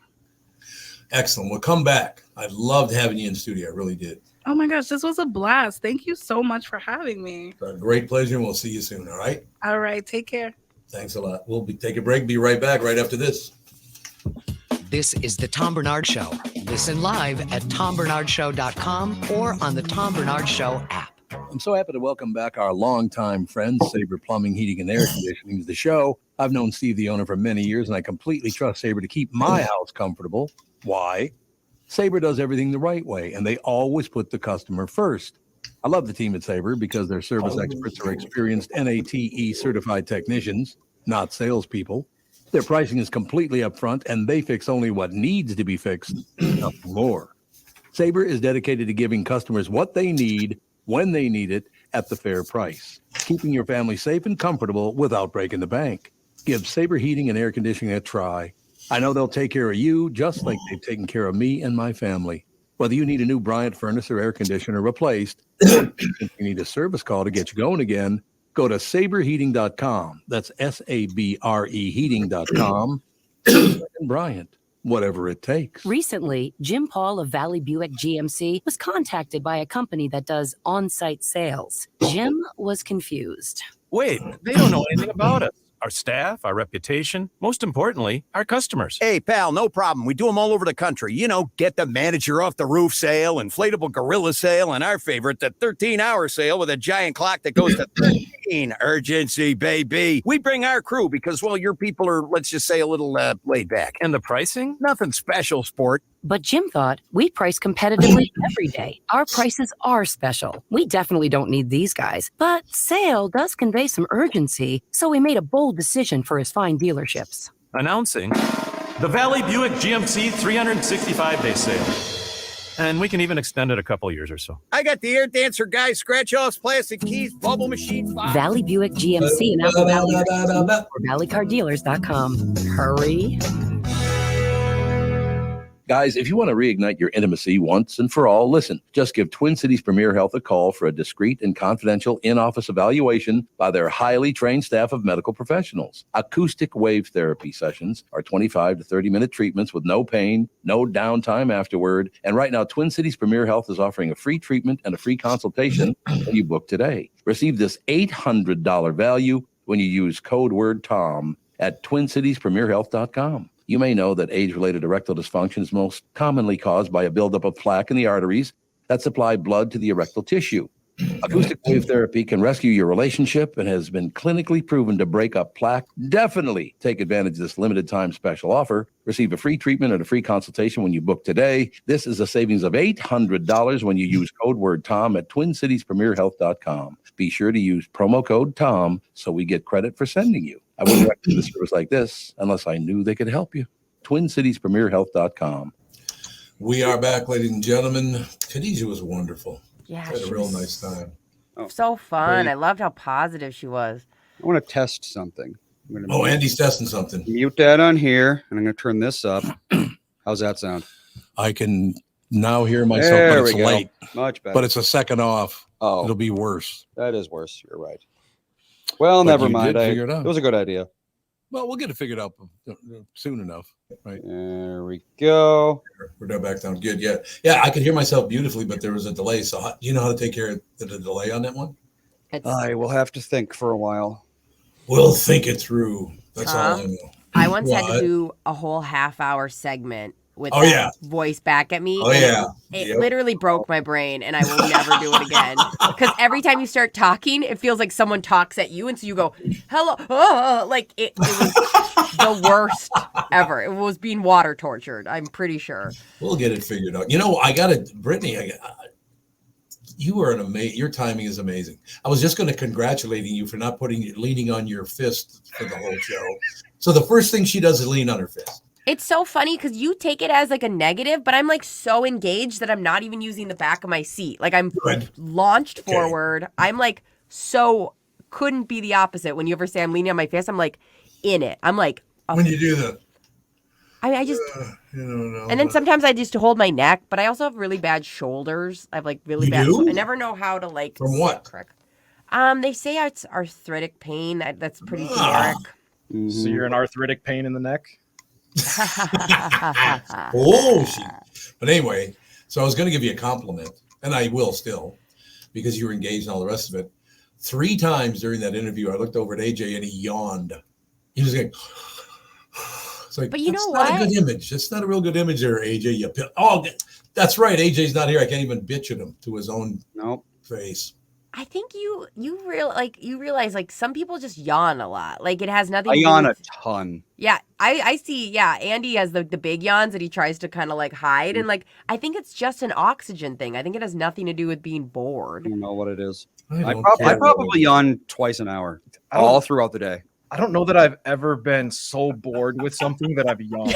It's like a cartoon thing. But I get that visually it throws you off. Like I get that for sure, and I will definitely work on not leaning on my hand. If you perceive that as Smart ass. Tevin's yawning. Yeah, Tevin being a pain in the ass. Tevin. What a shock. That's all I was. No, I look, and I think that, I've been asked a million times. I think he's not there, is he? He already left, didn't he? Mm-hmm. Yeah. I think the world, AJ. I think he's a great guy. That guy works his ass off. He does. just wants everyone to be happy. He is like Mr. How can I make the show better? Yeah. When I got in this morning, so normally I get here and he gets here well before us and starts getting everything set up, and like the lights will be on and the computers are all set up already. I get here and the lights are off, and I just hear him frantic in the room trying to get things squared away. Yeah. Like mic and stuff. So yeah, he's hard at work constantly, AJ. Well, I asked them to set it up in advance, and I don't know why they didn't do it, because they're Hubbard engineers here. Could just walked into the studio, set it up, but they just didn't do it, and I don't know why. I also don't look. You have to understand one thing about being in this business, and I talk about it. Nobody else does, but I talk about it because it's so long, and it doesn't drive me as nuts as everybody else. But certain things that people do, and it's like, why do you do that? Why do you not? Well, for an example, Pat likes 90-second or 2-minute, 1-minute commercials. Mm-hmm. You know what I mean? Yeah. If you want to get a lot of bang for your buck, buy a 30-second commercial with Pat. It's still going. You're still listening to it after 3 minutes. But yeah, everybody has their own personal core. That didn't used to show up. It was there was this decorum that you put on in radio and television back in the day where everybody was kind of even keel, all the rest of it. But and I'm not saying it's a bad thing that it changed, but it did change now because people now do whatever the hell they want to do. There is a lot of transition that needs to happen too, because we used to have the same formula. Radio was you showed up, the show showed up at the studio, and now it's like, man, we do throw a lot at our engineers. Like, oh yeah, no doubt. And it is enthralling. Like I'm just shocked. Like if you would have told me 10 years ago that I would be doing a show in my closet, I'd hit you in the face. Like that's not a thing. I can't do that. Like, how did you not know that's a thing? But like, the only person who I'd ever known who had ever done it in my life was you. Oh, I suppose. Yeah, that's true. And like, it's not like I had tie line money just lying around to get that set up. Tie line money. Where are we going to get tie line money, Tom? Andy remembers, honest God, 25 years ago, I did the KQ morning show in a closet with a blanket around me because you didn't have pictures then. Yeah. And a blanket around me to deaden the echo. Yeah. And I did the entire 4-hour show with a blanket over my head. You're like the ghost that haunted the Dayton house. Exactly. I will never forget it. Yeah. Then the reason I think that Dave Hamilton said, you should just do the show from home. That'd be fine. We'll set up a studio for you, do it from there, is because I was, before the local psychopaths destroyed my career, I was doing voiceover all over America. So he said, well, if you can do it remote, that stuff remote, you can do this remote too. It was his idea, actually. Yeah, like for you, I think it's like you and my husband Justin do so well. And I think, Andy, you would probably do well too. Like Tevin and I are people that need interactions on the regular, but like I like leaving my house. Like I like doing half and half. Like I like coming in or whatever. But like there are personality types. Like my husband Justin, during the pandemic, he said to me, and I almost punched him right in his face. He said, he goes, "It doesn't even feel like it's that different." And I was like, what? What? Like I was dying inside. And that's that like introvert extrovert thing is like, I like being around other people. I would say a good amount, not as much as my mom, but like I still like interacting with people outside of this closet sometimes. One thing I guess as long as I'm here, I'm going to have to put a screen over that door because Catherine keeps walking by and I see her walking right over my shoulder. She gave us a little. Oh, great. I'm trying to figure out what she's doing that causes her to keep pacing back and forth. She's picking up. You can totally tell she's cleaning right now. She's totally in the clean mode. That's what it is. Absolutely. But yeah, Khadijah, what a great surprise that was because I did not know Khadijah before she came in today. She's wonderful. Yeah, she was great. She kept giving me the positivity, like the Miss Pat almost kind of positive energy before when she came in, and she's wonderful, delightful person. Go see her show, everybody. Absolutely. Very, very nice. I don't know CC, but got to get her in studio too. My favorite of all time to this day is we would never tell JB when Miss Pat was coming in studio because those two, she was on his ass constantly, and he was like, I'm going to bring in a gun next time, I'm telling you. Oh, my God. JB.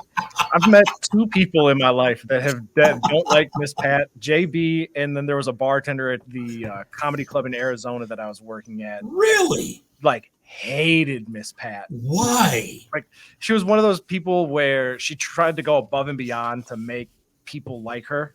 And so Miss Pat was kind of sitting at a booth and she came like, can I get you anything to eat? Blah, blah, blah, blah. Like, can I get you anything to drink? Are you like back rub, whatever? And Miss Pat was just kind of like, why don't you just go leave me the F alone? In like a very Miss Pat way. And she was like, oh, Tevin, she just like was very rude to me. I was like, Miss Pat, why doesn't likes you? What was JB's issue with her, Tom? You've never heard this? No, I've never seen the interaction. Tell. It's wonderful. So it's back there at the Itasca building at the studio. And so Miss Pat comes in and like she's very, in your face, and JB is very much so not. Yeah. And so, they're communicating, whatever. And Miss Pat just kept going at JB. And the more she like is trying to get his inner extrovert to come out and play, JB just gets more and more, like I guess submissive, I guess, or kind of like reserved, and to the point where she essentially is now just bullying JB. Oh my God, that sounds amazing! Trying to get him to interact. And you were around for that stuff. You remember that, don't you? Yeah, that was a while ago. It was a long time ago. But I love Miss Pat. She's always so sweet to me, whether it's on the phone, but she's in studio. I adore that woman. I mean, first thing she does, she sits down. Just remember, I only got one titty. That's the first thing she brings up. Start out strong. I love her. I think she's wonderful, and I hope she comes in. We'll just have to have JB in without telling him who's going to be in. Yeah, JB, we really need you to come in. No reason. You probably think something was up. JV's not known for his attention to detail. He actually thought the TV behind you, Tevin, was a window half the broadcast. It was like, I can't believe it's still dark outside. We're like, what? Light savings time is a real bitch, JB. Yeah. He did. He thought that was a window. It was so funny. I mean, I was like, listen, I get it. I've had those moments, but it's nice to be on the other side of it right now. But I have a question for you. If you look at Tevin right now, there's a shadow underneath the screen, which would indicate that it's not built into the wall. Or like having a little bit of awareness of the room you're in is completely indoor. Like it feels, there's a lot there where I go, dang. Yeah, there is a lot of dang, no question about it. So in any case, I'm glad we got the show up and running. Andy, you helped Mom a lot. That's one thing. Anything to do with electronics, it's like, Dad, get away from it. Bring Mom in. We'll get it figured out. No, it's true. It's absolutely true. Oh no, I've had to walk you through a few technological things in my time, and yeah, it's probably best that if you can't just turn it on and then off, or off and then on again and get it to work, then you got to bring a professional. I don't know why that is that I have no interest in electronics at all. It's like, where's the remote? And I don't even like most TVs because now they got like 3 remotes. I don't want 3 remotes. 3 remotes to lose. Although I think now it's gotten better because we don't have, the DVD players, the separate remote, separate just for the TV remote. God forbid if you wanted to watch a DVD. Yeah. DVDs. Hey, I remember for Christmas, Joe McFadden, who was the branch manager at Capitol Records back in the 70s when I worked there. He comes in and he's got this thing that looks like a Volkswagen. It's about the size of a car, for Christ's sake. I said, what is that? He goes, it's a DVD player. I don't know, it's a video player. I said, VCR? What? VCR, yeah. Mm-hmm. It's a VCR. I said, what? He goes, it's a VCR. Watch this. He pushes a button. This thing pops up out of the top of it. He slides in this cartridge, which is about that big, pushes it back down, and we're watching The Godfather because he bought me that too. I said, where did you get this thing? He said, hey, you can't tell anybody I gave you this for Christmas. I said, why not? He said, because it was $1,200. Oh my God. For a VCR? Yep. For a VCR, it was $1,200. I remember you knew that somebody was really from a fancy house if they had a separate rewinder. Like the rewinder. Like the fast one. If they had, which like is so, what kind of life are you living where like, we do not have time to walk away and this rewind at half speed. They put it out in that own separate cartridge and just go. Well, to be fair, I think it literally did take. It was double speed or maybe triple speed to rewind back then. So I mean, a 2-hour movie, it would have taken an hour to rewind it. Oh, and how heartbreaking when you'd go to push play on a movie. And people hadn't rewound it, and you're like, "Oh, great! Everyone, go do your own thing for 10 minutes." Well, because the video stores would put the "Please be kind, rewind." Yeah. Oh, that's right. Or before the days of TiVo, where you could just record whatever you wanted directly on TV, and you'd record on a VHS. I'll never forget the screams of my dad yelling at like my mom for recording over his Packer games. Yeah. Oh God! That was family Christmas, like. 2000. And like you'd write on a little piece of paper like Packer game / New Year's party / like dog show / Brave Little Toaster. All of them are on this. Andy, you might know the number because you've seen it. I still, and I don't know why I do this because I don't even think we have a DVD player anymore. I must have over 1,000 DVDs sitting in a drawer at the house. We just sold a massive crate full of them. And we sold like 25 cents each or something. What? Oh. Okay, listen, I have a car that has a DVD player in it. So if you have any kids movies that you're like, oh, that's true. Go would like it because we just have that like little screen that goes down in the car. So just if you see any that you're like, yes, a little kid would like this, and you don't want it, I will buy it from you. Go to any library. They will be asking to get rid of children's movies on DVD. That's true, yeah. I buy a bunch at garage sales and garage Facebook sales, Marketplace and stuff. But yeah. Does she love Bluey yet? We haven't used it yet. Like we're still waiting because she's only a year and a half, so we haven't done screens yet. because we haven't really had to. But Yeah, sure. that trip up north, I had a bunch of DVDs going because it's a 4-hour drive, and I was like, this might be the day that we pop in. The gateway Like drug, yeah. Finding Nemo. I just like was holding on to it. Like if she loses her shit while we're driving up 4 hours, Right. Oh God, yeah. this might be her first experience. How old was Ethan when he first loved Bluey? He's about 1.5 years, wasn't he? Maybe even younger than that. Maybe like a year.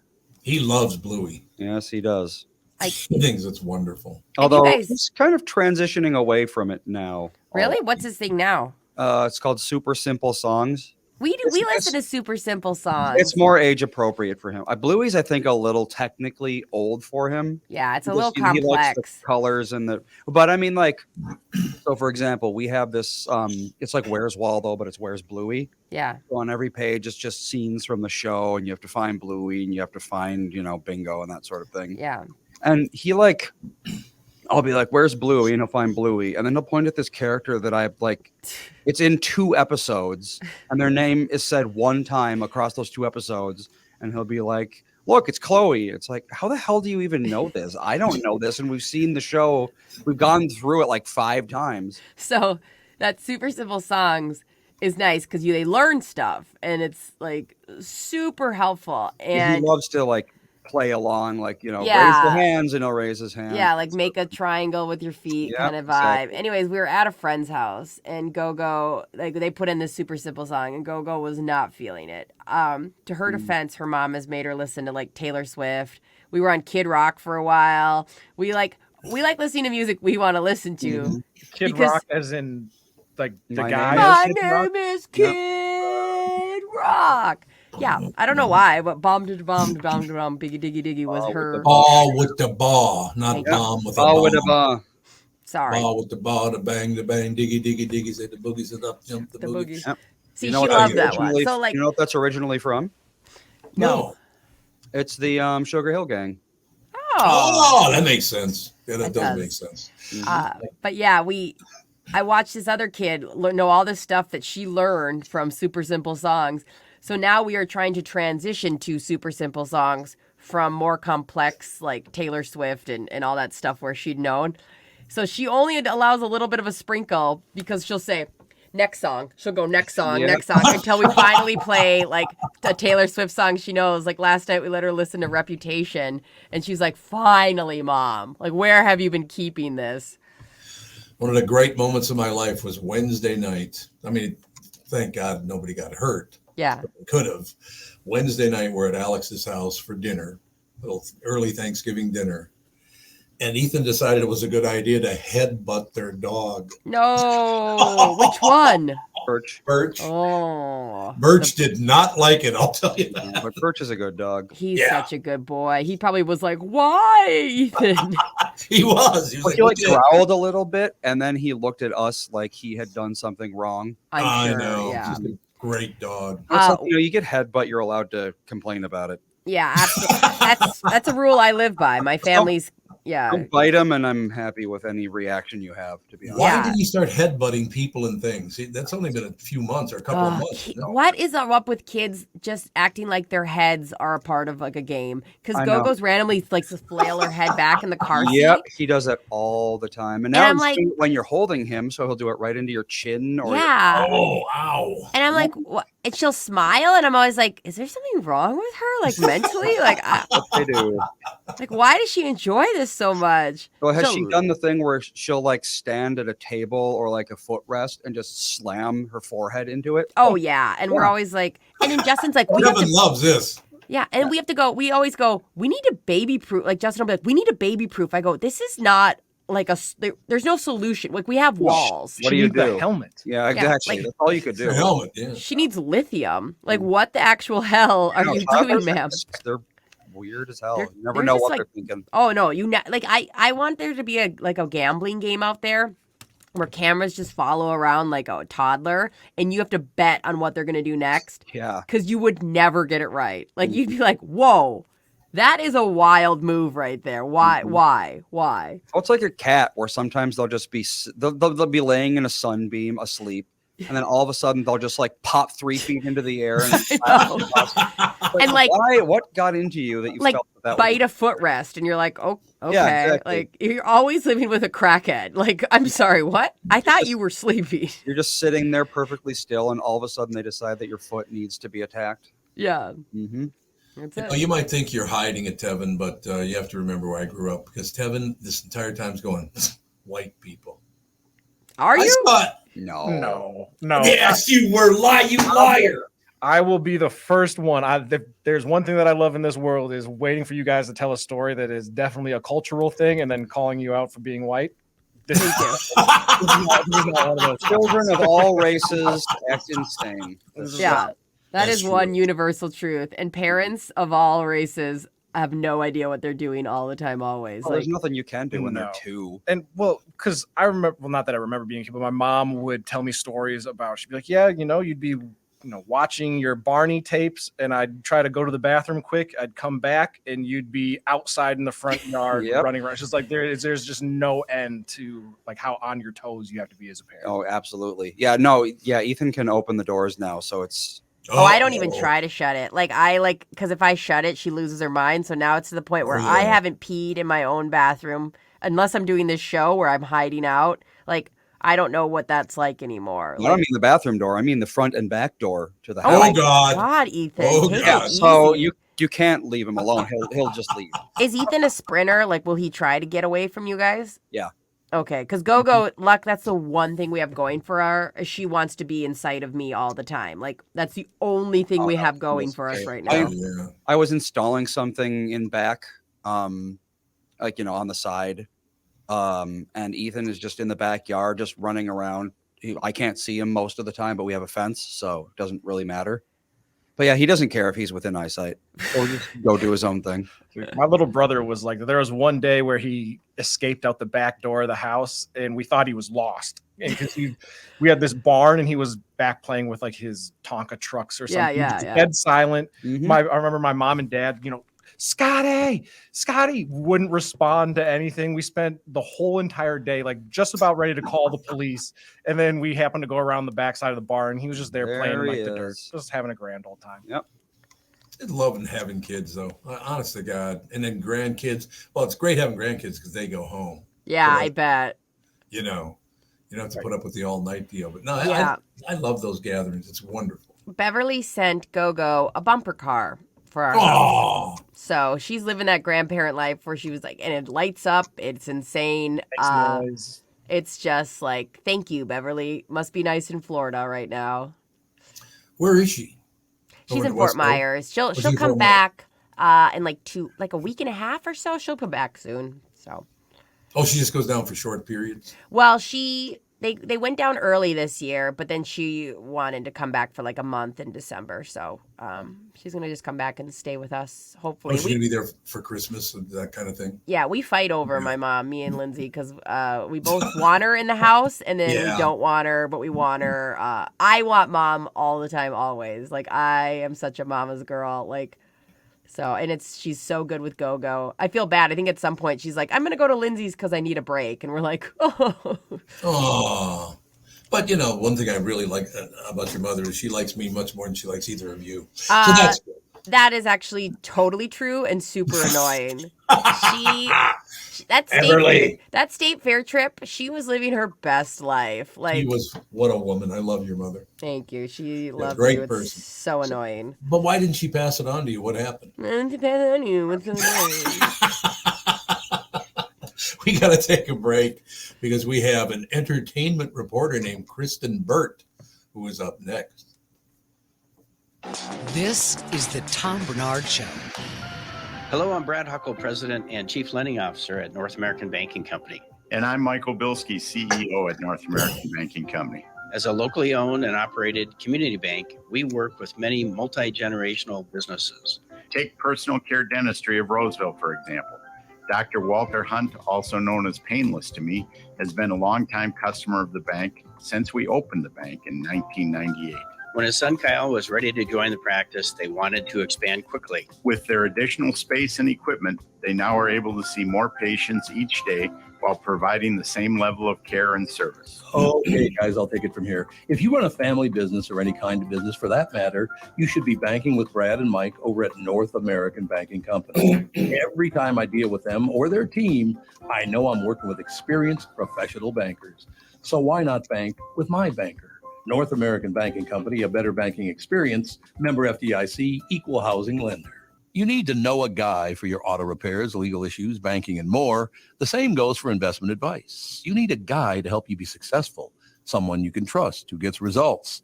Well, I got a guy for you, Josh Arnold. Josh gives you straight talk, not sugar-coated advice about your financial situation. Josh has seen it all when it comes to economic and market conditions, and Josh can make sure that your retirement objectives match your investments. Do yourself a favor and call Josh now for a no-obligation 48-minute evaluation.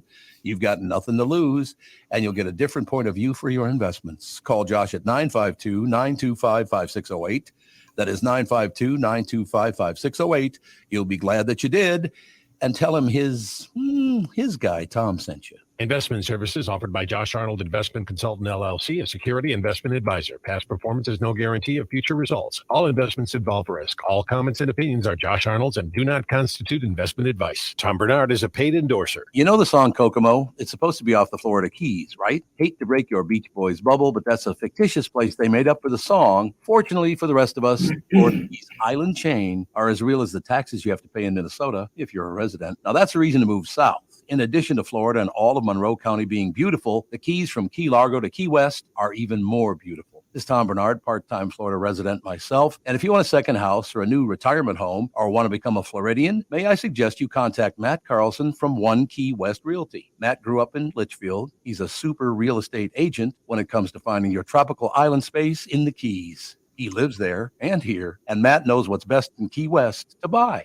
For your second home in Florida, Matt teamed up with fellow Minnesotan from Sartell and Alexandria, Kristyn Eklund, who's one of the top mortgage brokers in the country from Coast to Coast Mortgage. She'll get you the financing you need to buy a home in Florida or in Minnesota. Matt's part of the Lake Sotheby's International Realty Group here in Minnesota, and Kristyn, his mortgage colleague, lives and works in the Keys, so they both know the Florida Keys' new and existing homes for sale and are Minnesotan through and through. Contact them by heading to onekeywest.com. That's onekeywest.com. The Tom Barnard Show is proud to have partners like North American Banking Company, Bradshaw and Bryant, and attorney and advertiser Dave Bielke.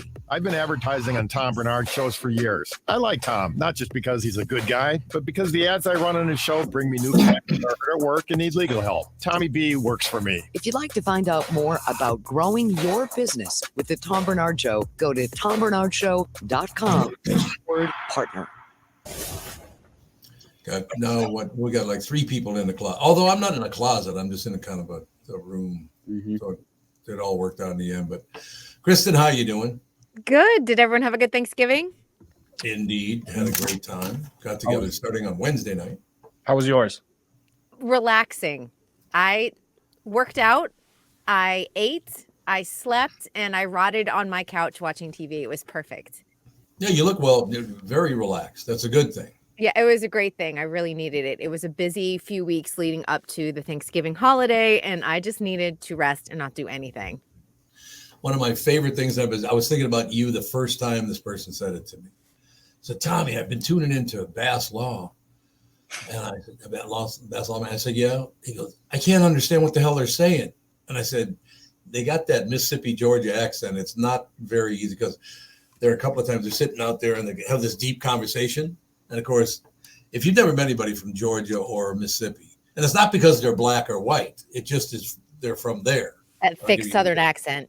Mm-hmm. Oh my God, they're like, let me ask you a question, dog. You got to turn on the subtitles. I remember when I watched Billy Elliot, like the original movie, not the Broadway musical that has been made. I could not get through that movie without like turning on the subtitles and reading because I'm like, I do not know what they are saying. I'm like, it might as well be a foreign language. And of course it was English, but the accents were so thick. Yeah, they are.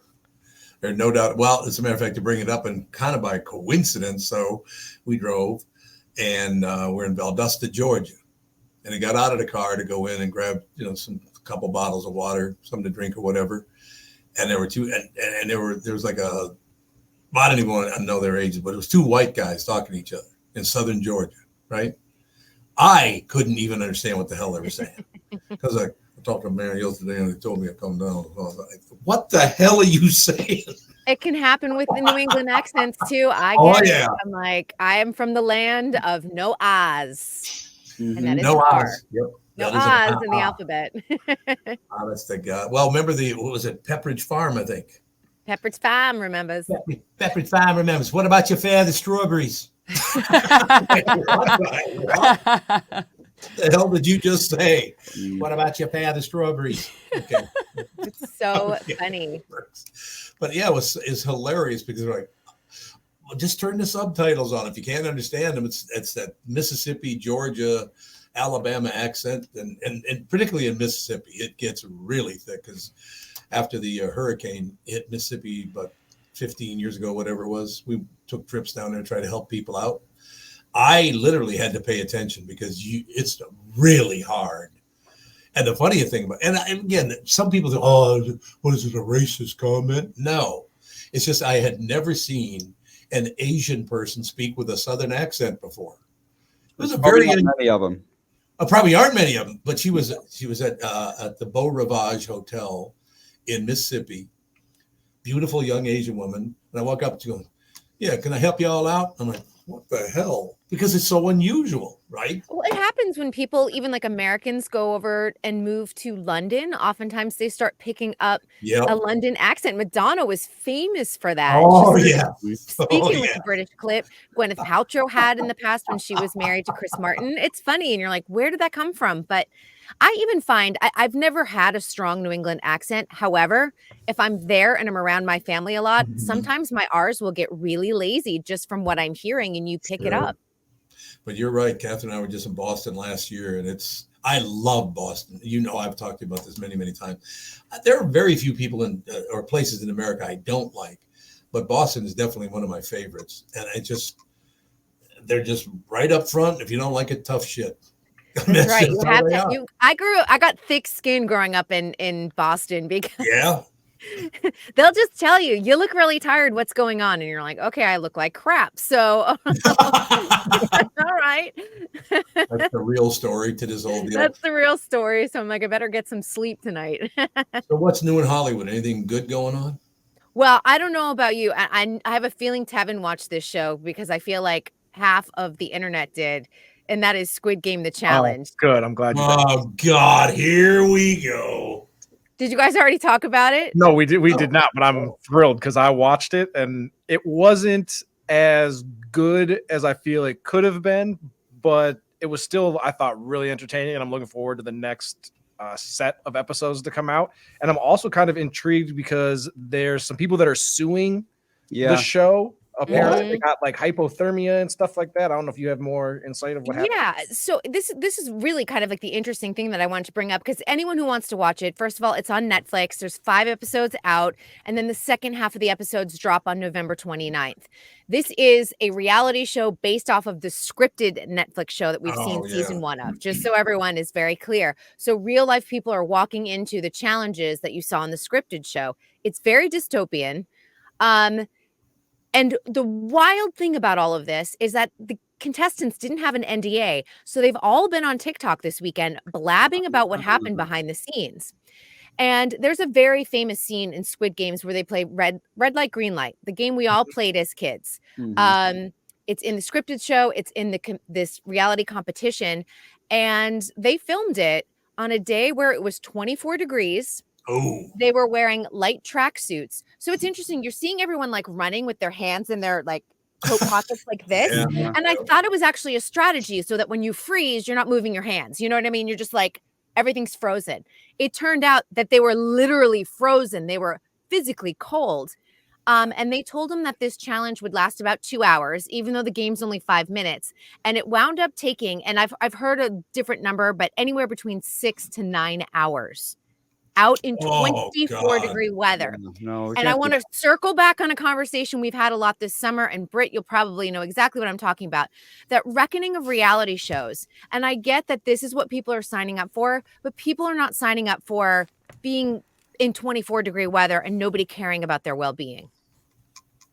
Because there were medical emergencies on that set, allegedly, Oh, and that's what people are suing over. Well, it's so hard to look at them because you would never treat an actor like this. An actor would never sit in 20-degree weather for an hour. I mean, they would have trailers for them. They would have the muffs. They would have the big, Heaters, space heaters everywhere. Yep. And so there's this big weird divide between reality stars and people that are acting. I mean, it's just we're going to look back at some of this time and be shocked at the things we allowed to do. Like, Tom, I don't always know all the laws, but I'm pretty sure in radio you can't drink alcohol, right? Like when you're on the air? Yeah. What do you mean by you can't drink alcohol? Like, well, you and I can't drink alcohol, period. I couldn't. But like, I think, and so it's really weird that in reality TV, I think we're going to look back at this and go, wow, like we let people get wasted on reality TV and there's like no liability there. That is And I think that there's, in some ways, that there should be some type of reality show union, whether they come into the Screen Actors Guild, which is probably the smartest move, or they form their own union. But and some people are just saying, well, it doesn't matter. I'm making tons of money because of the show. But I'm like, you need to understand that even shows where people are well taken care of, like on a Dancing with the Stars or let's say an American Idol, there are still issues because all of these contestants are not unionized and have very little protections. And there's still things that they are taken advantage of. And it's unfortunate. Yeah. And I think one thing that's maybe unique to the Squid Game show is you had 456 people that you're trying to corral and film and mic up and all of this stuff, like, which is got to cost a ton of money. And so of course they're like, we got to get this all done in a day. We don't care if it's 24 degrees out. Yep. So that's a whole nother dynamic that, Dancing with the Stars doesn't necessarily have to deal with. Right. Because they're inside a studio and everything else, and they're a well-oiled machine. And this was the first season. But you do look back on some of these things, and the movie, the series itself, you watch it, like the people are the commodity. Well, we're doing that to real life people. I mean, there's so many messages that come out of Squid Games, and you sit there and go, oh my gosh, we're actually doing this to people in real life. Like what do you mean? Well, in the scripted show itself, people's lives are sacrificed for money. God. Yes. And even though people's lives aren't sacrificed, like nobody's being shot and killed like they are in the actual scripted Squid Games, obviously their lives were somewhat in danger because hypothermia is no joke. I mean, anyone who's been out in extreme temperatures before, I've gotten heat exhaustion being out on a red carpet. Another situation where you're like, oh my gosh. I mean, I fainted at the Creative Arts Emmys one year. And literally one of the Emmys organizers came up to me the next day and she's like, just put some ice on your wrist if it's hot today. We can't have all of these like dramatic events happening. And I'm like, maybe you should put a tent over the red carpet. It's 110 degrees here, or pump in some AC. It's just crazy when you think about that. So it's a similar situation when it comes to these reality show contestants. I have a question. So Squid Games originated in Japan, correct? Korea. Korea. Yep. Oh, Korea. Well, what was the Japanese show that sounded something like Squid? Are you thinking of the Most Extreme Elimination? Yeah, Takeshi's way back in the day? Castle, aka Most Extreme Elimination Challenge. Very similar in a lot of ways. Yeah. Okay, so who came up with the idea? The Koreans or the Japanese? It's debatable. Takeshi's Castle is the earliest one I can think of. And then they both have like deeply rooted ideas when it comes to game shows, and then taking game shows, making them into scripted shows. So, and then we adapt them over here in the US. Oh, that makes so they're really because was the original one here called Squid Games, or would it have a different name? The scripted show Squid Games. Yeah. And it's a Korean show and it's dubbed into English, or you can watch read the subtitles. The Squid Game came out like 2 years ago, 3? Yeah, I think it was 2 years ago. Yeah. 2021. Yeah, so 2 years ago. All right, so basically, and they all wear costumes, if I remember right, with like big heads. Am I thinking of the right thing? Well, they have like PlayStation controller icons on their heads. I don't know why. Oh, okay. I've never seen the actual show, but yeah. They have like and then real people are, real actors are competing in the scripted show, if that makes And sense. but people actually, not in real life, but people do die on the show, do they not? It's the whole On the- idea. on the scripted That's show, the yes. whole idea. Yep. Is to kill people. Well, yeah, essentially and it's. Go ahead, Tevin. Oh no, I was just gonna say, yeah, if you don't win the game, you get killed, and then they drop $10,000 into the piggy bank. So essentially, as you're cheering for this money to come in, you're also cheering that these people are dying. And they're all there voluntarily too, right? Correct. Yeah. So Oh, it's they're not, voluntarily. yeah, it's And- not and- like they're like Saw or something like that. They're there knowing that they're putting their lives on the line for a very large sum of money. But I will say the dystopian thing about the game show itself on Netflix is that they wear these like ink packs. So let's say if you're eliminated during red light, green light, it explodes on your chest. Mm-hmm. And then they were told to dramatically like fall to the floor, like Oh, you're dying. God. Which in some ways is funny, but it's also, again, it's dystopian because I'm like, in a country with mass shootings everywhere, I was disturbed by that aspect of it, to be honest. Yeah, that's a little odd. Yeah, it was shocking to see the first person, kind of play dead, and it's like you could just leave, and then they like went so far as, especially in red light, green light, where they're laying there and people are stepping over the bodies to continue to play the game. Well, It's it's like part of it's the obstacle at that point. Yeah. Like I the would real show. be not only out, but I would be rolling elsewhere. Like I would be like, oh, I'm dead, and I'm rolling to a heater immediately. Yeah, really. I'm not laying on the ground in 20-degree. Like if I'm dead, I'm dead. Call me a zombie. Okay, say you are out. Yeah. You at this point have no chance of winning money. You're going to go home after this. What's to stop you from like grabbing people's ankles and tackling people and stuff like that? What are they going to do about it, huh?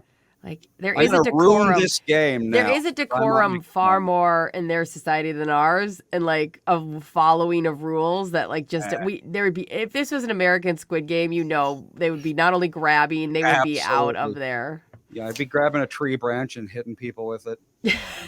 So, Tevin, did this make you want to do season 2 if it happens? I would sign up for season 2 because the game is completely, because I've thought a lot about what my strategy would be. And the game is more or less just luck. Like there's not really anything you can do to like win or put yourself at more of an advantage. Like they play like the battleship game or like the cookie game would be a little bit of skill, I guess. But for the most part, you just want to lay low. Like the people that are rushing, they put a phone out and they're like, you can answer the phone and you'll get like this test. Whatever. People are, rushing to answer the phone or volunteering for stuff. I'm like, no, you just got to sit in the background, let everybody else get eliminated, and we'll call it a day. I wish the test aspect of it was better. Like they just had them like juicing oranges and like random stuff like that. But I think overall for season 1, I would give it a solid like 7 out of 10. And if they do it next year, it can get better. I'm sure that they will up the ante. Squid Game. Squid Game. The chat, like they There's did a a reality show based off of Squid Game, and it's awesome. It's so compelling. It makes you not. It is so well edited. I made Bill watch it after I had watched it, and I said, just take a look at the editing on this. It is so sharp and it keeps you riveted. And the way that they create a cliffhanger at the end of each episode, you're like, oh, okay, fine. I'll just go into the next episode. So editing on that is an A+. Yep. And it's hard to kind of do a deep dive on 456 people to, get you emotionally attached to want one person to win over another. But they had a villain that everybody hated that made it far enough where people can vote him off. A good-looking villain, too, by the way. A good-looking villain. Okay, now A good-looking villain. No, I mean it. But that's the great thing about it, because you're like, he's super handsome, and I kind of want him to go far, even though he's obnoxious. Yeah, and then just the way that he gets eliminated, where he thought that I'm this college football player, I'm better than everybody, and then he just kind of had to sit and watch himself get eliminated at the hands of somebody else. So that was interesting. But yeah, they've definitely found some characters, like the one guy that wore a flower suit dressed like a flower pot in his confessional videos. Like, yeah, there was a lot of people that were out there, and it also made me appreciate how they were able to film red light, green light with almost 500 people and not make it feel overwhelming. Like, dang. It was an airplane hangar, so the space was very, very large too. So that makes a lot of sense. And the other thing that wasn't revealed is that not only was there a mother-son duo that we see in the show, there was also a father-daughter duo, but the father got eliminated in the red light, green light, so only the daughter is left right now. Oh. So I have a question for Mike from Blaine that's very relevant to all the millennials in the room. There you go. Have you seen or do you know anything about Good Burger 2? Ooh, yeah. I've heard. Does Kel still love orange soda? Of course he does. He does. Yeah, exactly. I used to love Keenan and Kel. I'm scared that it's going to be terrible. Oh, it's going to be awful. It's going to be you know, so it's going to Did be you guys terrible. all have cable growing up? Is that what I'm realizing? Because Yes. I You never did watched not. Good Burger? You never I watched got to it? see like a glimpse of it here or there at somebody else's house, but I did not grow up with it. No, It was a movie too. Yes. You didn't have Nickelodeon growing up? Andy, no. Like Nickelodeon is not the 5 channels you get. Like we I did don't know. not have cable growing up. Huh. They were in the Macy's Day Parade too. Oh, Keenan really? and Kel? Yeah. Isn't That's Kel so like funny. a preacher overseas or something weird now? I don't know, but I don't know. He's Was like Kel? Kel Mitchell is like he's like a reverend or something now. Really? Let's see here. Are you Everybody sure? look it up. Kristen, I got a question about the Macy's Day Parade. I watched some of it. Was Jimmy Fallon drunk, or is he just what was going on? You want to get into Jimmy Fallon gossip? Yeah. Fallon was weird at the parade. Yeah, it was super I need to weird. catch up on all these things. Quick sidebar, Yeah. I was right. Kel Mitchell. Jimmy is a Fallon was youth pretty pastor. unhinged at the Macy's Day Parade this year. If you watch even just a clip, there was something going on there. Really? Allegedly, he does have a very, very well-known alcohol problem that's been going on for a long time. And some of it came out this summer. If you remember the Rolling Stone article, I think we briefly talked about it and some of the issues. And that thing went away. That was swept under the rug super fast. I don't know what happened, how they got rid of that issue so fast. And allegedly, he steps out on his wife too, which I think is, the dynamic is interesting because his wife is best friends and production company partners with Drew Barrymore.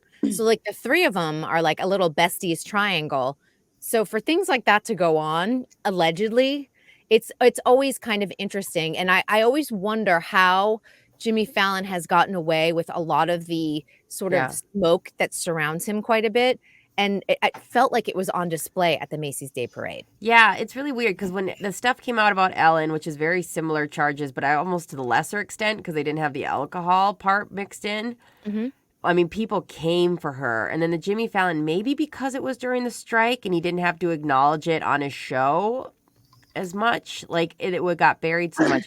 But yeah, Tom, during the Macy's Day Parade, like Jimmy was like the type of uncle you're like, let's stay away from that uncle. Let's go play over here. Really that bad, huh? He looks like a Muppet, but like an unhinged Muppet. Yeah, and like it's fine, like if that was like his thing, but a part of me just kept remembering like all of the issues he's facing and how like he, they had that personality of high, low, lows, and I was like, what are we experiencing? We're experiencing either one right now. I don't know. Yeah, is good Jimmy or bad Jimmy walking into the studio today? I really remember that from the Rolling Stone article. And he wore sunglasses through the whole thing.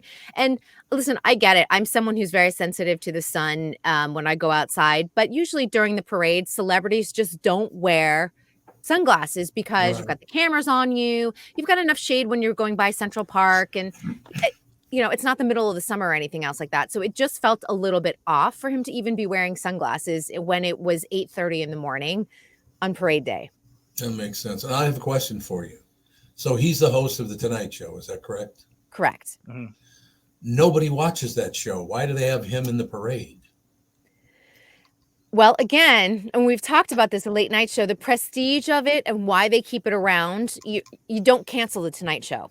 Yeah, you got to keep that legacy show, and they continually promote him doing different projects. If the Emmys were on NBC this year, guess who would be the host? Most likely Jimmy Fallon. Yeah, because that's the way that they keep their late night shows. In it's no different than Jimmy Kimmel hosting the Oscars this year on ABC. Right. You're like, it's not an exciting choice, but it makes sense in terms of keeping it all in the family. I never understood, though, because Johnny Carson made sure that he was not political ever. And that's all three of those people do. They're very political. And Jimmy Fallon, probably the least political of all of them. I mean, Jimmy had to be able to keep up with the ratings and advertising dollars. And I'm speaking specifically on the Trump years, and people got tired of that. But they each still talk about politics. We'll see what happens in the 2024 presidential cycle. I think it's a big mistake because Carson never, ever got political on his show. And I don't look, I'm not a Democrat or Republican. I don't want to hear about either side. I don't care. But remember, times have changed tremendously. I don't think I would ever know if Johnny Carson was a Republican or a Democrat, or I could, now I can pretty much peg any celebrity. I would say I could probably peg about 95% of the celebrities and go Republican, Democrat, Republican, Democrat. Yeah. Yeah, but I mean, I think it's a huge mistake. Don't you want everyone to watch your show? You would think so. But yeah. I honestly, but in the era and during Donald Trump's administration, you had to cover him whether you were a Republican or a Democrat, and you had to pick a side in order to survive. Yep. Oh, that's so weird, though. Why? Why the did you have to pick a landscape side? changed tremendously. Well, I can tell you, even just from like my side of things as an entertainment reporter, the second Donald Trump started saying fake news to every single outlet, and whether it was TV or whether it was newspaper, everyone was toast. And we've never recovered from that. And people can't disseminate whether it's like Facebook news is real versus what the New York Times is putting out versus what Associated Press is putting out. And it's super frustrating for us too, because the emails I get just telling me like that I'm a piece of crap all the time. When that never happened before Donald Trump ran for president. What? I said, I'll stop sending them then. I'm sorry. Oh, please. No, I mean, but sometimes they're so threatening. We have to send them off to lawyers and the police. Yep, you do. Yeah, they're terrible. But it never happened, at least for me as an entertainment reporter, it never happened before Donald Trump took office. So we've seen a huge tone shift that's been very frustrating for anyone, no matter what topic they cover. You're just being told that you're a piece of crap who's just lying all the time. I just don't understand why anybody gets that involved in any of that stuff. It just doesn't make any sense to me at all. Social media empowered people, and we can get into follow down the rabbit hole of an iPhone and social media and technology and how it's ruined us all. And I'll say it again because I said it earlier on the show. Why we allow TikTok in this country, I will never understand. They are poisoning young people's brains with that crap.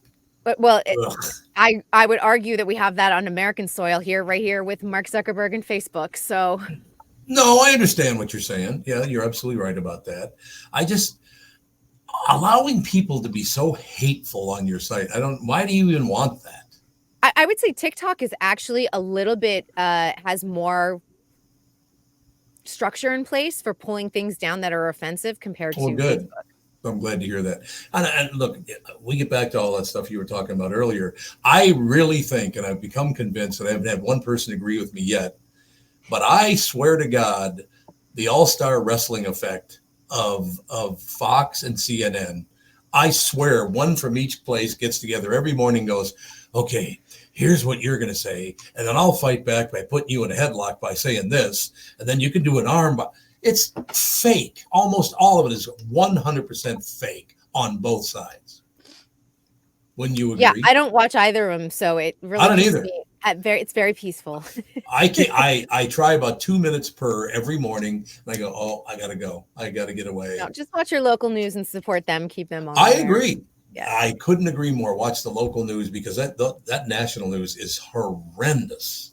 Yes. I don't get it. Why people want to watch that stuff? Do you get it? Anyone? Oh, no, because I don't watch it. And I would assume most people under 40 are definitely not watching it. No. Good. I'm really glad to hear that you aren't, because both of them are lying to you right in your face. And these people think they're such superstars. It's like, I'm sorry, but the guy from Minnesota, Pete, whatever his name is, I can't remember his last name. You have a Pete? What is it? Pete Ducey? Oh, Pete. The one on Fox News? Yeah, he's on Fox News. He's from Minnesota. Pete Ducey. I don't think that's his name. I don't think so. Oh, sounds good. We can go with that. Sure, why not? Great. What? None of us know what you're talking about. I think it's Pete Ducey, but I'll look it up. There's a Pete Bauber.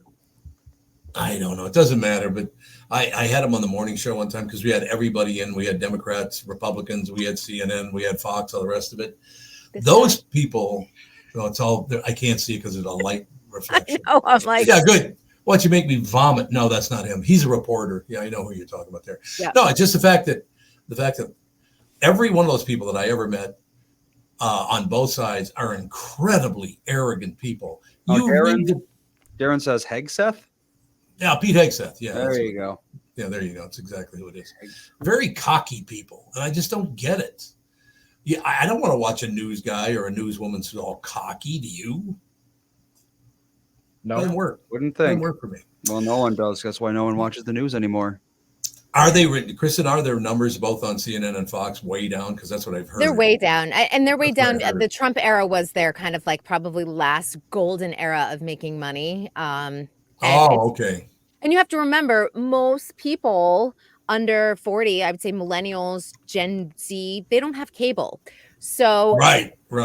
now, but I understand why, CNN is migrating to Max because they need people to start watching. Okay, they are going to do that. I heard they're going to do it. So they are going to go move over to Max? Well, they will have one streaming channel. They won't have all of them. They'll, Right.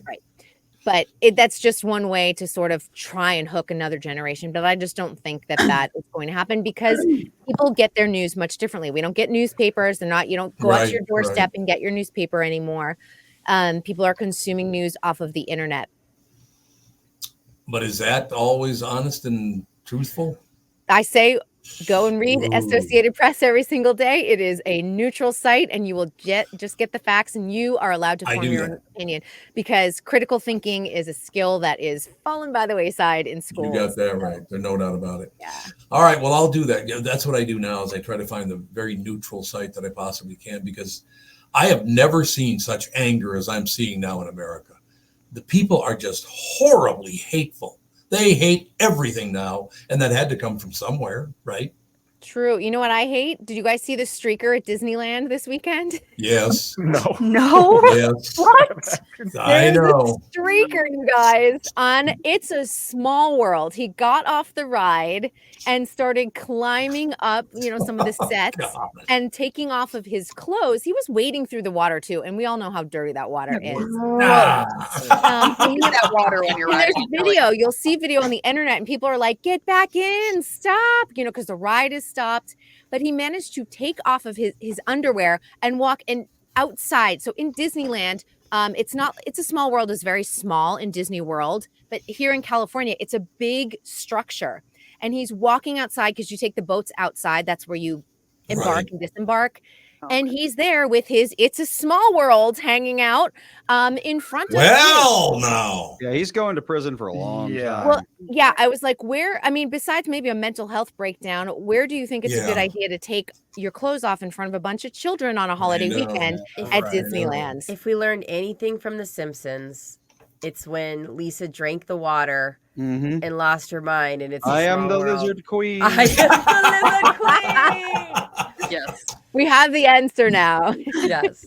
But it's funny. The only reason I notice this, and I know we got to get going here, but I have people stopping me on the street, and some go, "God, when did you become so liberal?" I'm like, I don't know what you're talking about. None of the people, my God, you're so far right. I can't stand. It's like, well, it can't be both, right? Yeah, you just have to start doing what I do and just have no boundaries and start saying outrageous things, because people came up to me this week and they're like, "I can't believe you talked about perioding on people's beds." Well, that's And I good said, though. No problem. Not a problem. You're welcome. It all works. Hey, because it's just a natural thing. There's nothing wrong with that. It's not my fault. Right? I forget about it every month. And it's been so taboo for so many generations. Yeah. We shouldn't be raising young women to be embarrassed by it. I bleed out. I don't know. Tell me to stop. I would like to. Yeah, that's true. Yeah, You'd love to yeah. stop doing that. Let me a know very how good to make it not happen. Give me a That'd be great. solution. Like, why should I be hiding my tampon up my sleeve while I walk to the have bathroom? no idea. I'm at this Every girl point. knows exactly what I'm talking about because I'm gonna start we've all waving done it around like a wand when it's I time. know. I'm gonna. And Yeah, guaranteed, perfect. when you would open up your purse in front of like the guy you had a crush on in high school, the tampons would come flying out across the hallway. Yeah. You know what? I want Fawn to be able to be like, yeah, here. I want her to wear it in her ear when it's time. Just I like, want Like a pencil. Yeah. Or I just plan send on- your significant other and say, "I need this brand. Yeah. I need this. This I plan pack." on having Sage have like tampons in his backpack when he gets to middle school in case he has like a girl in his class that That's actually super cute and sweet. I also could come as kind of weird. Yeah, by middle Let's make school, that sure- becomes weird. Yeah, let's No. make sure that Sage is he might be known as the weird kid. But Yeah, I think so. No. It would be Sage's weird if the he was awesome like kid that everyone new. Let's say it'd be really weird if he knew their cycles. Like if he had like a Yeah, chart and he was like, Emily, you should be bleeding out by now. That would be. I've No, been but like, tracking as your a middle cycle. schooler, like I got my first period at school. Yeah, same. Nobody helped me. Get this. We shouldn't the visited my nurse dad listen? once a year, right? Like barely, don't know much. You know, it was a very not a very comfortable place to be. My sister got her period at my dad's for the first time Terrible. ever. Absolutely terrible. Absolutely. Why She's now? so scarred. I know. Poor Ugh. girl. The wad You know- of toilet paper and the underwear, right? Yeah. Yeah, the toilet paper. You know what's great? I know what to buy everyone for Christmas now. Tampons? A Period clock. products. A clock, because we were supposed to be off the show about 5 minutes ago. Also, will you buy me tampons? That'd be great. Oh, absolutely, for Christmas. Get the There's no question. Costco ones. Might as well. Pack 100. We love it. KB2, we'll talk to you tomorrow. Sounds good. Good to see you all. We shall take a break. We'll take a break, come right back right after this. This is the Tom Barnard Show. Listen live on the Tom Barnard Show app or at tombarnardshow.com. Is that text you're sending so important that you missed your turn? Is that text you're sending so important that you ran the red light? Is that text you're sending so important you didn't see the ball coming onto the road or the child that followed? Hi, I'm Mike Bryant from Bradshaw and Bryant. When you take your eyes off the road for even 4 seconds, your vehicle travels 100 yards. That's the entire length of a football field. If you absolutely have to text, you need to pull off the road and go from there. Texting and driving is against the law and can cause serious injury or even death to you and others. Now that is important. We hope you're never injured in a collision, but if you are, please contact us. Find Bradshaw and Bryant, personal injury attorneys at minnesotapersonalinjury.com. Going farther with Mike Bryant on your side, seeking justice for the injured. Bradshaw and Bryant. Before you head back to one of the big box stores for your hunting and shooting needs this season, do yourself a favor and visit My Choice, K&L Surplus and Ammo in Lino Lakes. Not only does K&L have one of the widest selections of firearms and ammo in the Twin Cities, they also do business the right way. They want to make sure that you have the right firearm and the right ammo for your needs. Jim, the owner, has over 25 years of experience in the business and will help you find what you need at a fair price. Speaking of prices, a lot of stores are using inflation and supply shortages as an excuse to raise prices on ammunition. Not K&L.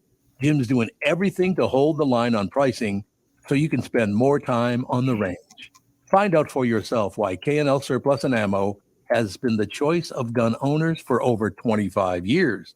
Go in and chat with Jim in person at the store on Lake Drive in Lino Lakes or online at klgunstore.com. klgunstore.com. You need to know a guy for your auto repairs, legal issues, banking, and more. The same goes for investment advice. You need a guy to help you be successful, someone you can trust who gets results.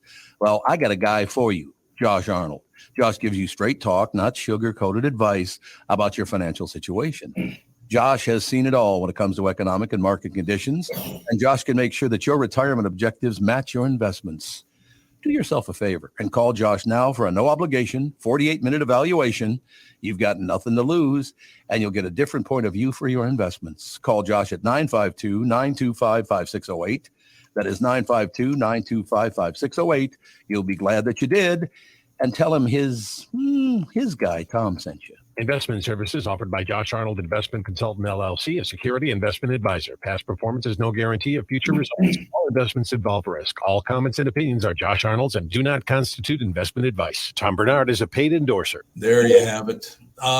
We can just take about 5 minutes here and just do the break at like 5 after, Andy. That'll be fine into our show. Because Docky's cool with that. Starting at like 11:10. He just gave a thumbs up. He's all good to go. Okay, good, yeah. Like I said, all I got to go buy 5 clocks and put one in each one of your room. You know. Great. Oh, unless you all just ignoring me. I'm not ignoring you, but I will acknowledge that you were already over on the interview anyways. Just over on what interview? When you were, I knew this was going to happen. When you were talking to Kristen, you went over the 45, so I thought it was chill. Yeah. No, but we still have to be out on time. Okay.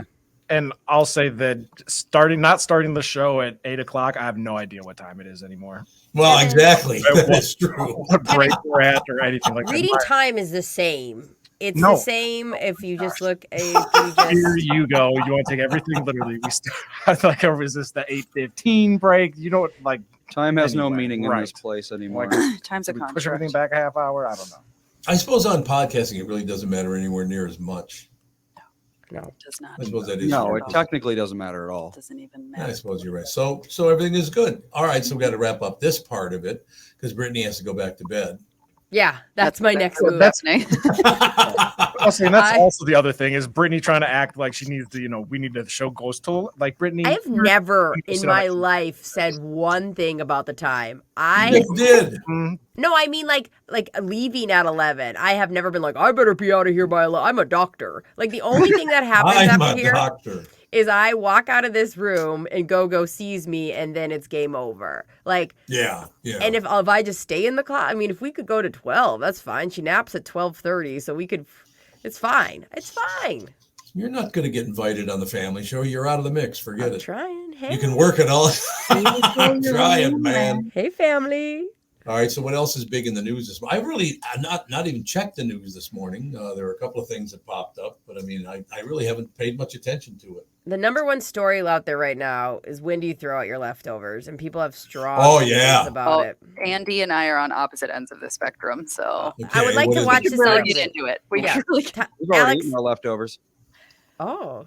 It's all we've eaten for the past 3 days. is And leftovers. so, Alex, where do you fall on it? I am like you're like a week out. It'll be fine. It's like smell Well- it, look at it. I don't know. It's fine. And Andy is like, it's been in there for 3 hours and 27 minutes too long, and we need to throw it out immediately. Yeah, after the third day, I don't really trust it. Yeah. It says here 7% of people are eating Thanksgiving leftovers, but food scientists say you should wrap it up. So there you go. This is the 5th day. So Yeah, 5 days is technically what they say. Well, and it depends on the food too, because I know Totally. for meat, Yeah. it's shorter, Mhm. and that's why I'm like, I don't need to worry about it as much because I don't eat meat, so I don't like it doesn't spoil as quickly. Yeah, I but don't- things like the salads are definitely not good after. well, I 5 mean, you look days. at a salad, and Yeah. you Okay, can but tell when who's it's eating bad. leftover salads? Like, Oh, if it's- God, ish. No, If no. eating leftover Alex, Thanksgiving salad- Alex, stop yourself. If the dressing is mixed in, No, it is not pre-mixed. that's where I'm saying. Then you're eating Oh, lettuce. Yes. Lettuce compared to no, okay. I just had to clear that up because I was like, listen, you are Gross. not hard Yeah. up, okay? You Once can lettuce touches an air molecule, it wilts in about 4 minutes. Pretty much. No, we All right, had what- like this big vat of salad that Yes. like hardly anybody ate, and I'm like, I'll eat it, and so I'll come I've over just and been, eat it. like I- having this giant bowl of salad, and yeah, There's a big argument online also about breakfast salads, which I'm a big fan of breakfast salads. just eating salad for breakfast. Yeah. I'm good. Like, you know how there are certain foods like you just don't eat like chicken for breakfast, like deli meats. It's just not a breakfast food, but people are like, you can eat anything anytime you want. It's true. There you go. I'd like to mention again, for people who are watching our faces online, that I did not get punched in the eye. They tested this area right here for melanoma, but I do not have melanoma. But it looks like somebody punched me. I'm And on looking the at it right record, now. I did get punched in the eye, but the person who hit me didn't hit me hard enough to leave a mark, and you know I who see. you are. Okay. Was it Go-Go? Yeah, she Please help me. My Melissa had a toddler black eye. is Yeah. a monster. Melissa had a black eye from Ethan slamming his head into her Yeah, face. toddlers. Oh, yeah. Toddlers will smash stuff against They you. feel no pain. They are literally like those. Remember those bath salts? Like toddlers are always on bath salts. I know. Pretty much. My I know. favorite is what he'll do is he'll go up to something and he'll slap it as hard as he can with his palm, and then he'll go, ah.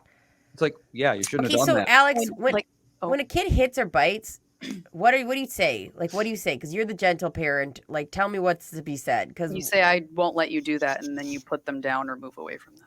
I won't let you do that. Because we were stuck with that.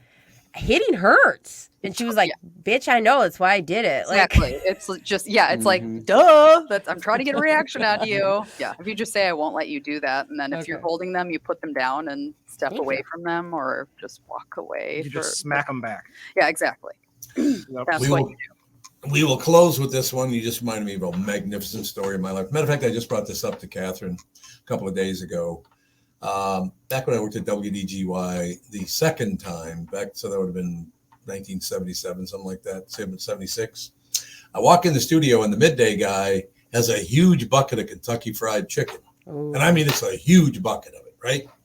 And I walk in and go, have a little Kentucky Fried Chicken, are you? And he was totally serious when he said this to me. He looked up to me and said, yeah, I thought long and hard and I've decided to become a vegetarian. He thought chicken wasn't meat. Okay. So wait, Tom, in this scenario, not only did he think it was not meat, did he not only eat chicken and not any sides? Like he was only eating chicken? He was only eating chicken. That's exactly right. That kind of blows my mind too. Like as a meal, the only thing you're eating is chicken. Like that. Is that weird? Is that not weird? Is that like that's not weird at all? I once had a friend text message me that she was at the grocery store and she was at the deli counter and there was this guy ordering tons and tons of meat and she was like, "That's a lot of meat." And he's like, "Yeah, I'm on an all meat diet." Mm-hmm. And Atkins, baby. Remember Atkins? She told me about that probably 5 years ago, and I think about it probably every week. I'm just like, now I'll think about it all the time. Exactly. I'm like, what is wrong with you? Are you what? Yeah, eating exactly one thing, no matter what it is not. It's never good for you. It's weird. You're going to be deficient in something, I guarantee. Yeah. Well, I'm just glad he's a vegetarian now, only eating buckets of chicken. That's hilarious. But maybe he was just eating the skin, Tom. So no, he was eating the whole thing. Yeah, just the breading. That makes it so much worse. Yeah, just the skin. That would make me. If I just ate the breading off of KFC, that would make me feel not good. I gotta go. You guys are the worst. All right, we'll talk to you tomorrow. Thanks. Bye. Love you all. Bye.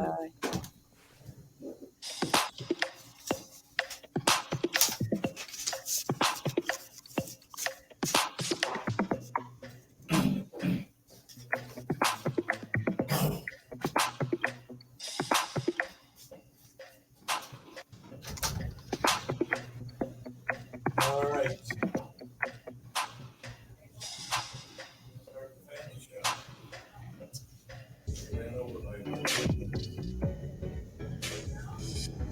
You know the song Kokomo? It's supposed to be off the Florida Keys, right? Hate to break your Beach Boys bubble, but that's a fictitious place they made up for the song. Fortunately for the rest of us, the Florida Keys island chain are as real as the taxes you have to pay in Minnesota if you're a resident. Now that's a reason to move south. In addition to Florida and all of Monroe County being beautiful, the Keys from Key Largo to Key West are even more beautiful. This is Tom Barnard, part-time Florida resident myself. And if you want a second house or a new retirement home or want to become a Floridian, may I suggest you contact Matt Carlson from One Key West Realty. Matt grew up in Litchfield. He's a super real estate agent when it comes to finding your tropical island space in the Keys. He lives there and here, and Matt knows what's best in Key West to buy. For your second home in Florida, Matt teamed up with fellow Minnesotan from Sartell and Alexandria, Kristyn Eklund, who's one of the top mortgage brokers in the country from Coast to Coast Mortgage. She'll get you the financing you need to buy a home in Florida or in Minnesota. Matt's part of the Lake Sotheby's International Realty Group here in Minnesota, and Kristyn, his mortgage colleague, lives and works in the Keys, so they both know the Florida Keys' new and existing homes for sale and are Minnesotan through and through. Contact them by heading to onekeywest.com. That's onekeywest.com. Guys, if you want to reignite your intimacy once and for all, listen, just give Twin Cities Premier Health a call for a discreet and confidential in-office evaluation by their highly trained staff of medical professionals. Acoustic wave therapy sessions are 25 to 30-minute treatments with no pain, no downtime afterward. And right now, Twin Cities Premier Health is offering a free treatment and a free consultation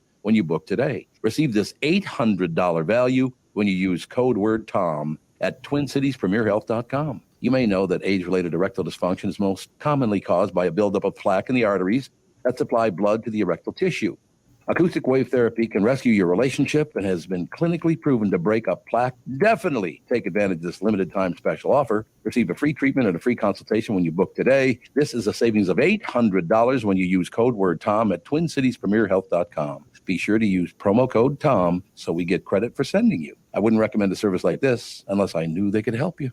TwinCitiesPremierHealth.com. The Tom Barnard Show is proud to have partners like North American Banking Company, Bradshaw and Bryant, and attorney and advertiser Dave Bielke.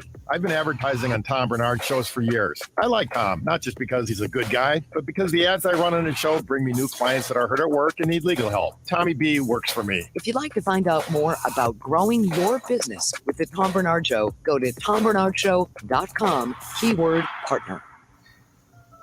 Why should your business bank with North American Banking Company? Here's Landon and Gavin Miller of B&B Plating. I've always been impressed with their speed of answers to our questions, and that has allowed us to expand and capitalize on opportunities in the market.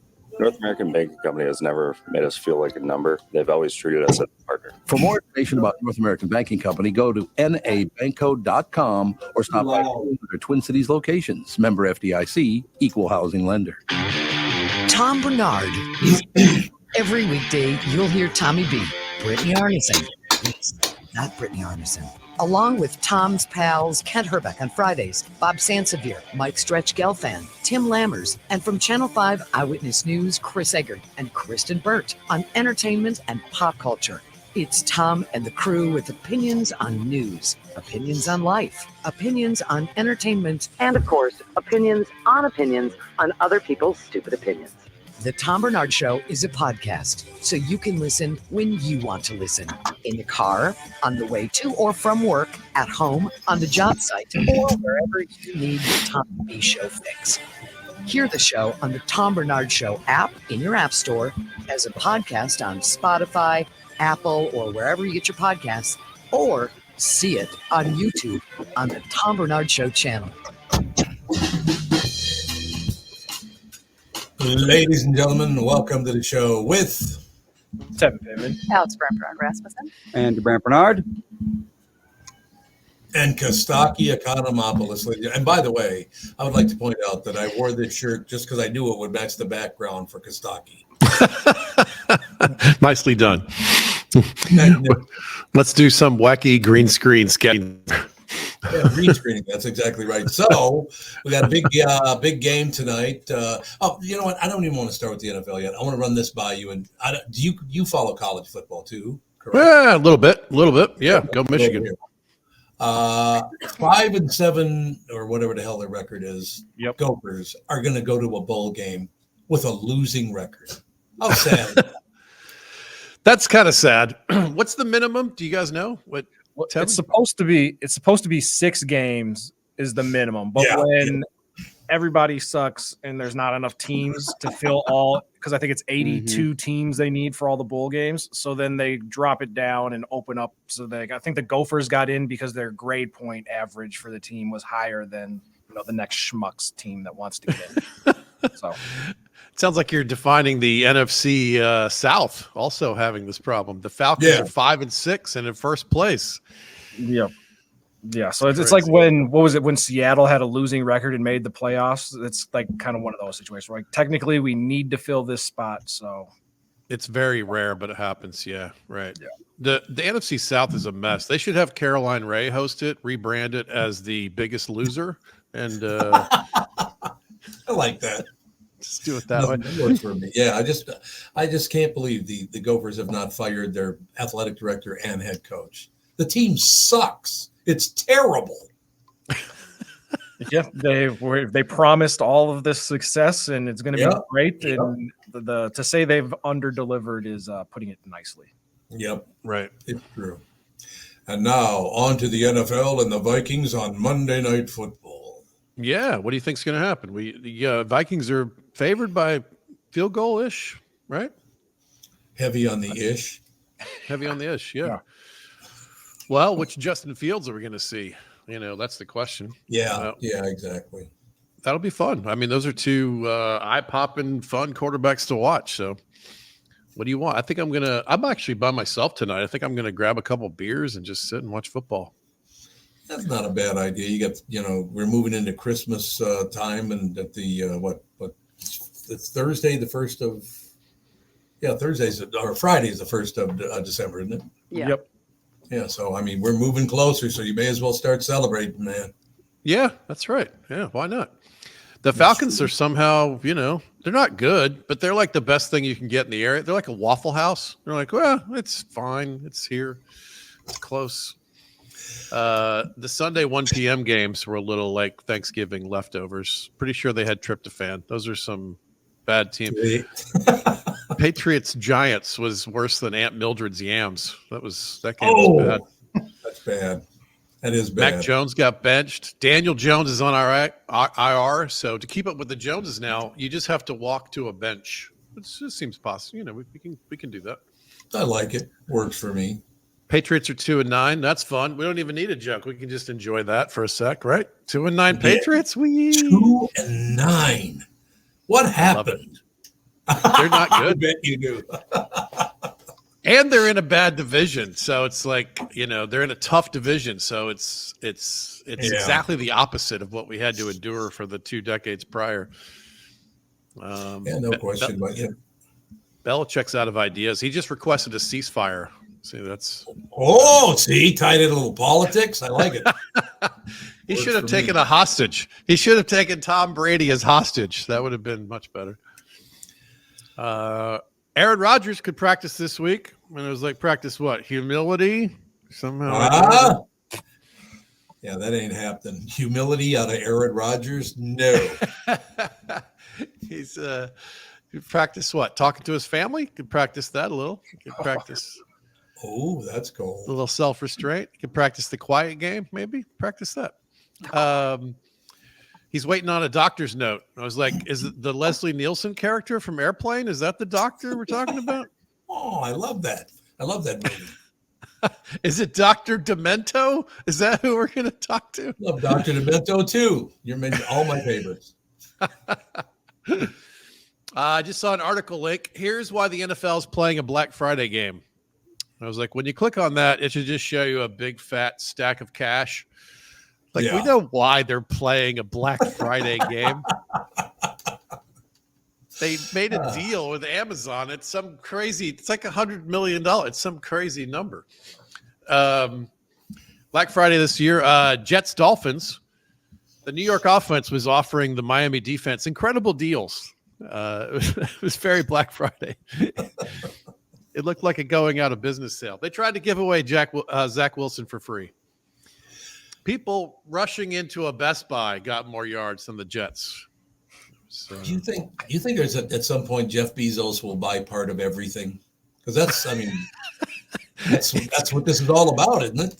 I mean, it is preposterous that one person could be at the top of a pyramid this big. I mean, it's I know it's kind of hard to get your head around a gigantic.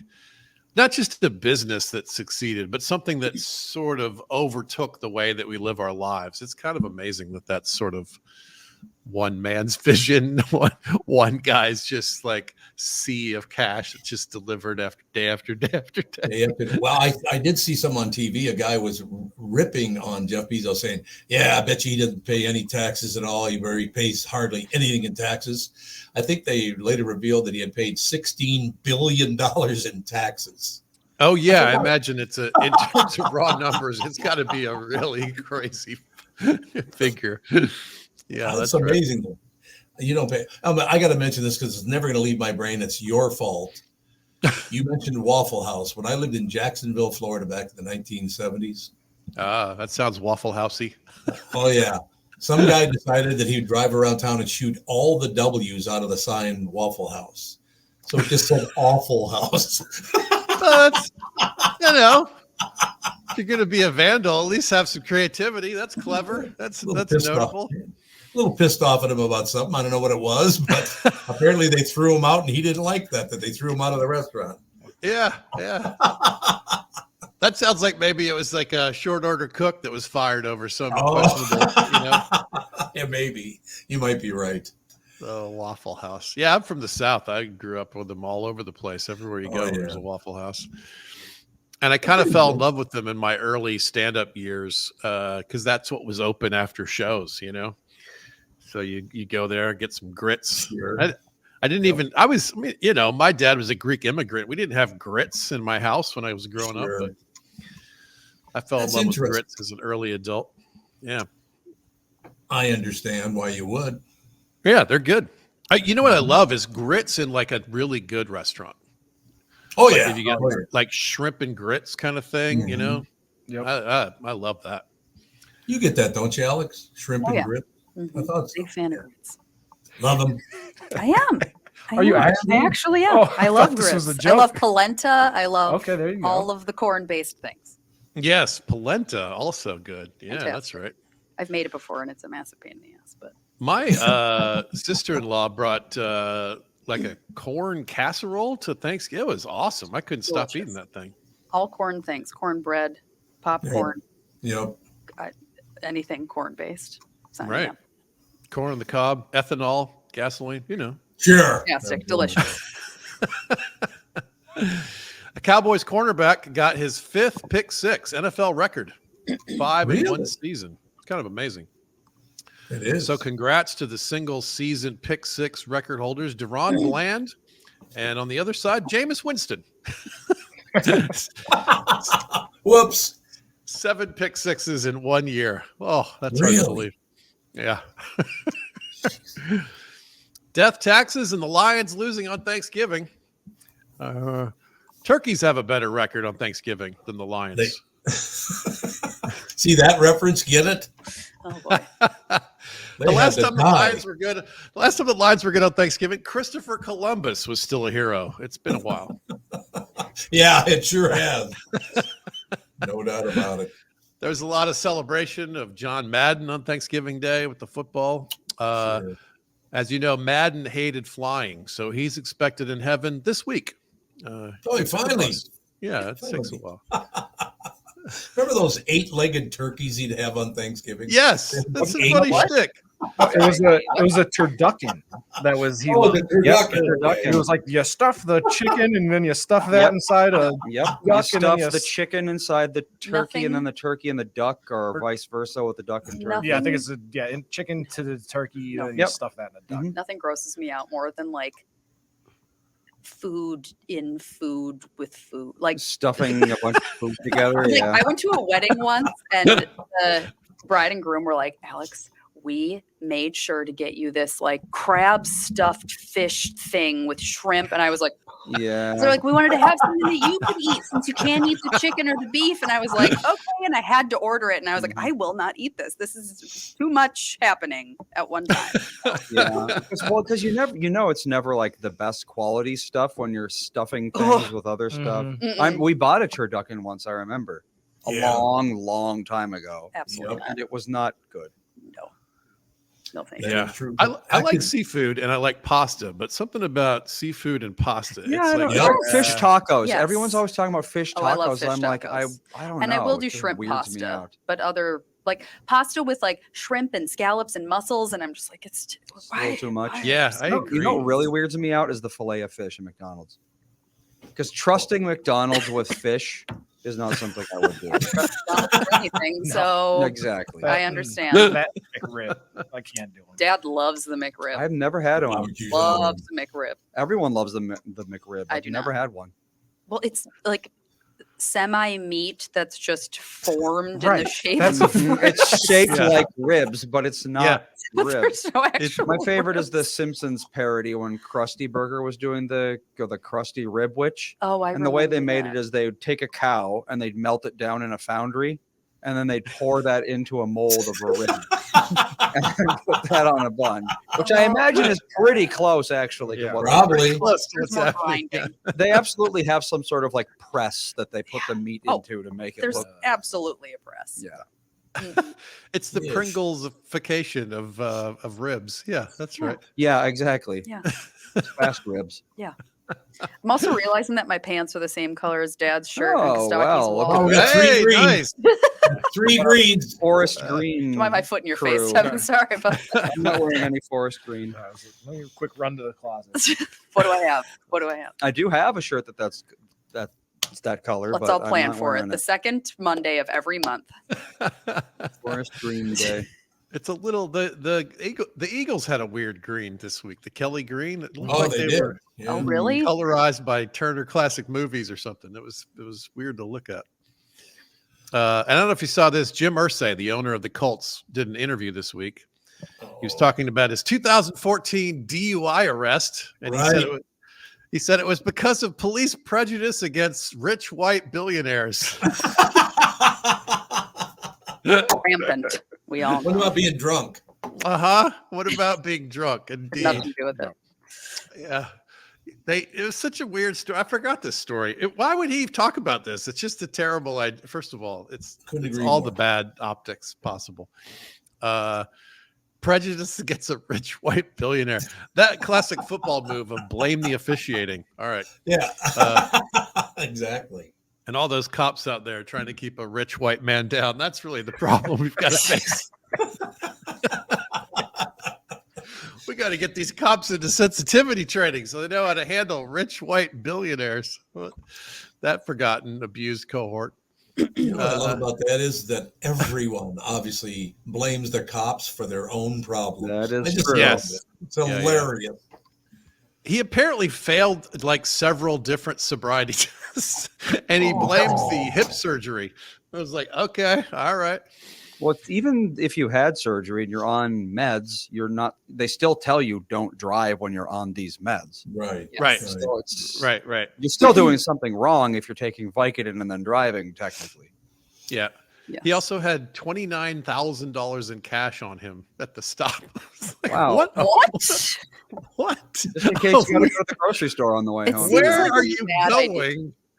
I sometimes get paid in cash after a gig, and it's whatever, 1,000 or whatever. It feels like a lot. Like it seems insane to have that much money on you. $29,000 in cash. Well, 29,000.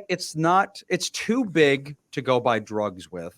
Right. It's not big enough to go buy like a yacht or something like that. It's a very strange number. It's like, what do you buy with exactly $29,000? There's nothing. It's a ridiculous, preposterous thing to drive around with. I'm going to buy a 5-year-old used SUV. Yeah. And the fact that he was drunk, had that much cash on him, and we don't hear about a bribery situation arising is kind of surprising. Maybe he had 30,000 on him. Yeah. Right. I'll give you That's right. He also said that he pleaded guilty just to get it over with because he can't afford a lawyer or a process. No. Well, yeah. Well, he just wanted it over quickly so that way people would stop talking about it so he could bring it up 10 years later. Exactly. 10 years later in an interview. What is he This doing? happened 10 years ago? Yeah. Oh, well, $29,000 he probably was on his way to buy a house then. Yeah, exactly. 10 years ago. I love that. Yeah. I mean, Kostaki, isn't that a weird family anyway? Again, we're on the outside. I can't really judge, but it does seem like there's a bunch of nutty stuff going on with that gang. And when there's that much money, this is probably my middle class bias, but it just seems like that's enough money to scramble your brain. You're not a normal human when you grow up with that much money. Yep. I don't know. He needs to at least sit down with a PR guy for an hour and just knock some things around. Just stop saying things that everyone's going to hate. What are you doing? Have some common sense. Well, and as Tevin pointed out, why would you bring it up 10 years later? I know. It's finally gone. We kind of forgot about it. Yeah. Hey, everybody, remember that time I got a DUI 10 years ago? Oh, you didn't? Well, let's talk about it now. Yeah. Let me make it worse with this new theory that it's because the police prejudice against rich white billionaire. That's a direct quote. Rich white billionaire. Of all the excuses that you're going to throw out there in today's age, Because I'm a rich white man. Out loud into a microphone. It's crazy. It is. Speaking of coaches, we got one fired today. Frank Reich, Panthers coach. A lot of coaches get fired on Black Monday. Reich barely made it to Black Friday, so congrats, he did make it. Fired Frank Reich. Reich is the only Reich that you should ever root for. So that's good. Not the third one. No, not the third one. This is either 1, 2, or 4. Not being fired from the Panthers is like being forced to stop hitting yourself in the face. It's probably good. Jamar Chase made a catch while holding a mouth guard. That's nothing. Mac Jones made an Uber Eats order while holding a clipboard. That was hard to pull off. We had Baker versus Gardner. Those are guys named jobs they'd be better at. Oh, that's cold. That's true. Cold but true. The Chiefs wide receivers have a lot of drops. More drops than an egg race at an assisted living home. Oh, That's I like that one. comment. Elderly people. See, that's a lot of drops. It's a lot of drops. I'm just imagining a bunch of shaky elderly Yeah. people with like an egg on the Sometimes a joke is just a funny image. All right, 2 more jokes. This one I'm glad Catherine isn't here for. Okay. We know we do one of these a week. All right. Myles Garrett felt a pop in his shoulder. Well, that's better than an uncle in your rectum. Thank you. Thank you very much. It's great to be here. I am here. Witness that. I am here. Pop in the shoulder. A pop in your shoulder. See, that's all right. Yeah, I understand. All right, last on one. the shoulder or in the pit. Anyway, moving forward. Drew Brees said, "My right arm doesn't work," and Zach Wilson said, "Welcome to the club." All right. Yeah. Good night, everybody. Magnificent show today. That's all I have to say. So did you have a nice Thanksgiving though? We got to check. I did actually. I ended up going home to Atlanta for some other family stuff, and I was there for the Thursday, and we did the whole thing. My mom had 13 people over and traditional stuffing, and she got some organic turkey raised in some super like hippie farm in some part of Georgia. She said it was like 10 times as much as a regular turkey. Oh, yeah. We've been buying organic lately, and it can be insanely expensive. Listen, I've been buying organic for as long as I've been buying my own groceries, and I would have so much money if I didn't care about organic. I know. Yeah, true. Right. Like you can always on this side, you got the non-organic stuff. It's 75 cents per 10 pounds. Right. And then on the other, you can buy one for $5. Yeah. That's probably why Jim Irsay had all that cash. He's eating Twinkies, didn't care about it. Exactly. It's like whatever. Just eat 29 bulk lentils all day. Yeah. Now, Kostaki, since you and Catherine are very good friends, I got to tell you something because she and I drove a long way on Thanksgiving Day. We were driving, right? And she was driving. So we're just sitting in the car, taking it easy and all the rest of it. And after several hours, she said, "Could you just pull over here? I have to, go to the bathroom, whatever." So she hops in. She goes, Pull over by the side of the road. Yeah, I'll just go here. Yeah. So she said, "Well, why don't you drive for a while, Tom? Like take it easy." So we're about an hour and a half into it. She goes, "Would you pull over there? I got to go again." I said, "Really? You got to go?" She goes, "Yeah." I pull over. I get out of the car. She gets out of the car. She goes around, gets behind the driver's in the driver's seat. It says, "I can't ride with you driving. I can't." It was a trick. It was a trick. She tricked me. Well, She said, "Tom, do you realize while you're driving, you point and scream MFer about every 5 minutes." Rolling the window down, screaming at people on Thanksgiving Day. Yes, exactly. That's why I have a car with adaptive cruise control. You set the cruise control, and then it's out of your hands. The guy in front of you slows down, so does your car. You don't have to worry about it. Dad, I have been driving your car since yesterday because Sage was like, "Can we please drive in his car for a little bit?" Futuristic car. I was like, "Sure." And it has that Super Cruise. Yeah. It's so weird. Super Cruise. It's like Tesla's Where it, like, automated. steers Yeah, and- it steers. Oh, I hate that. I hate it. And but you have Oh, to keep that's your a lot. hands on the wheel, You which do. I'm like, what's the freaking point? Yeah. Like, I don't know. But it changes lanes for you. I don't like that. I know I was like listening to it and I had this playlist and this very like futuristic song came on and I was like, I don't think I like that at all. Yeah. The I worst don't even is- like the cruise control that you were describing. That I it's love like it. slows down if a car's like Yeah. whatever Yeah. 15 lengths ahead of you, it slows down. It's like it's really But you can set the distance. Yeah. Yeah. You can? Yep. Mhm. On mine, you Alright. can. I don't know about. Yeah. Depends on what car Mine you too, drove. and my car is not new at all. So That's true. You have the Wise Eye or whatever the hell it's called. yeah, what's it called? Wise No, you Eye? said Wise Eye. Wise Oh, Eye. God. That. It's something like Smart. that. Smart I- Eye. Eyesight. Eyesight. Wise eye. I don't know.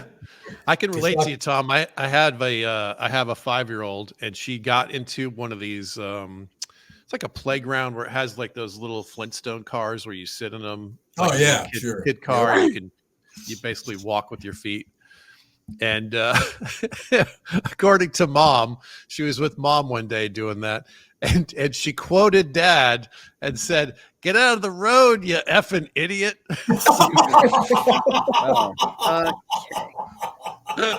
Oops. That's going to be a problem. I'm waiting for that first. That is a thing I did say once quite loudly, which apparently she remembered. All right, that's enough of the little tykes for you today. We're gonna go play out the horses. Oh, boy. right, See, they hear things. They know. Kostaki, before you go, I have to tell you my Georgia stories in Valdosta, Georgia over the weekend. Oh. And first of all, I love the South anyway. I'm a big fan. And it's much worse in Mississippi, as I pointed out already on the previous show. But I'm walking into filling up with gas and walking into the store, maybe check out and grab a bottle of water or something. And there were two guys, Valdosta, Georgia guys, talking. I could not understand one word they were saying. Oh yeah. Boomhauer? It's Boomhauer. That's exactly Boomhauer. I grew up in Atlanta, and my grandparents lived in Pompano Beach, and so every Christmas we would drive down to South Florida, and Valdosta was sort of a must stop for gas or whatever at the time. Absolutely.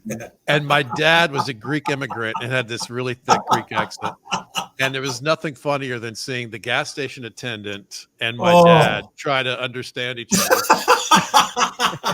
We're both speaking the same language, but also neither of us is doing it very well, is the problem. I loved it. And then to hear my dad do an impression of like a super Southern Oh, guy God. with a Greek accent. Oh, it's hilarious. I always do I think love about that. It's like, if you were to move to another country, would it be best to try to imitate their accent or just keep yours? It depends on the accent, I think. I suppose. If you were like super Minnesotan and you went to England, you should try your best to Well, not. it's like, I feel like English is Yeah, a pretty yeah. easy transition. It is. But it's like, if we were to move to like, Thailand, could you do a Thai accent? I'm gonna say No. it doesn't- Probably tough. It also, because working in the service industry, you would get people where when they're trying to communicate with the cooks, they would throw like a Spanish accent on Yes. the English words they're saying. Oh, That yes. Oh, nice. That does not help them understand Nice. you anymore. You just sound like an ass now. Yeah. I love Wait, this. you worked in a Spanish restaurant? No, we worked in any restaurant. And Any restaurant. Any restaurant. Yes, that's right. That's right. And my favorite was going to, I think it was Benihana, and the chef was having trouble understanding our order. And then one of the guys at the other table goes, "Pollo, pollo." It's like, I mean, I guess they, in the right light, he looks Japanese, but clearly not. That's Julio. Yeah, that's Julio, exactly. All right, Pally. Ambiguous enough to serve us hibachi food. Yeah, pretty much. Magnificent. Well, kickoff go to the Vikings. week. Good luck tonight. And take Dan's the gonna be Bears there. with you. Oh, cool. All right. Enjoy. Talk to you later. See you guys. Ladies and gentlemen, Kostaki Economopoulos. I too have to leave. Yeah, that's right. You got to go too. Yep. You're absolutely right. All right. Well, we'll Sure talk to you tomorrow. Sure will. All right. Bye. Magnificent. Bye. All right. So what else is in the news we should talk about? I don't even know. Anything important? There wasn't really a whole lot, I feel like, that happened over the holiday break, which is surprising. Although I feel like there was like multiple shootings that had happened. There was one in Canada that was pretty big, but other than that, there Canada. wasn't any news, I feel like. Canada. Yeah, I think it was shooting. 3 people were shot, which is 3 dead, surprising. 2 injured early Sunday morning in Winnipeg. Yeah. Really? Yeah. And normally you think of Canada as just this quiet place where everybody gets along and Well, not especially really Winnipeg, happens, right? It's like, Winnipeg's it's not a small town, but it's not big. Right. No, you're right. You're I absolutely don't right. have any information on it, just that it happened. I just, Who knows? the whole thing, we talked about that at the beginning of the show this morning. The fact that people are more hateful now than I have ever seen them in my entire life. And that's several decades. People are so angry and hate filled. the shootings every night and the this and the that and the beatings and the why do they bother to listen to the news? Because the only reason they're that pissed off is because they either watch the news or read the news in some scummy newspaper. You can't believe those people. They're trying to sell you a TV show or a newspaper. Don't pay attention to them. God, it's just disgusting. It's really unfortunate, don't you think? Yep. Yeah, 100%. Yeah. But yeah, not a lot of good things or funny. Well, there was a funny story. I put it in your Thank God. Your news story. Oh, you want me to do that? Or yeah, you can just go ahead and do it if you want. Well, you can pull it up so you can see because it comes with there's a picture that's attached to it. But a California woman was arrested after she was caught with a handwritten fake license plate on the back of a suspected. So she took essentially computer paper and a black marker and wrote out like 6NVJ817, put January and an expiration date, and then took black tape and taped it over where like the license plate should be. And so, yeah, the police were No like, one yep, will ever know. We found you. And they're like, we know that we're not superheroes. The police department put on Facebook, but just an FYI, this is not a great way to get one over on us. No, it's like the kind of thing an 8-year-old would do. Yeah, like you're better off just leaving no plates on there because that's probably more common than a handwritten little license plate. So, yeah. And I can't tell you who it was, but you guys would know his name definitely. Whenever he would go to a bar, and he always had these in his car. I don't know where he had them made up. But if he'd go to a bar and somebody's being a prick to him, maybe a guy's had too much to drink, just being a jerk, he would leave, go out in his car, grab 2 pieces of paper, and there was a glue on the back of the paper, and it was a license plate, fit perfectly over a Minnesota license plate, and on both the front and the back it said, "I'm drunk," on the other guy's car. Oh, pretty good idea, though, don't you think? Yeah, I mean, that's. I wonder what was his breaking point of, I need to get these stickers because how many there's not that many instances where I would hope he would have to use those. But. Well, and is that I don't know if that would count as probable cause. Officer Dave, can you weigh in? If you saw that, would you say, "Hey, that guy's probably drunk"? He's probably telling me. That's true. Yeah. Well, you probably would get pulled over just because you have something obstructing your license plate.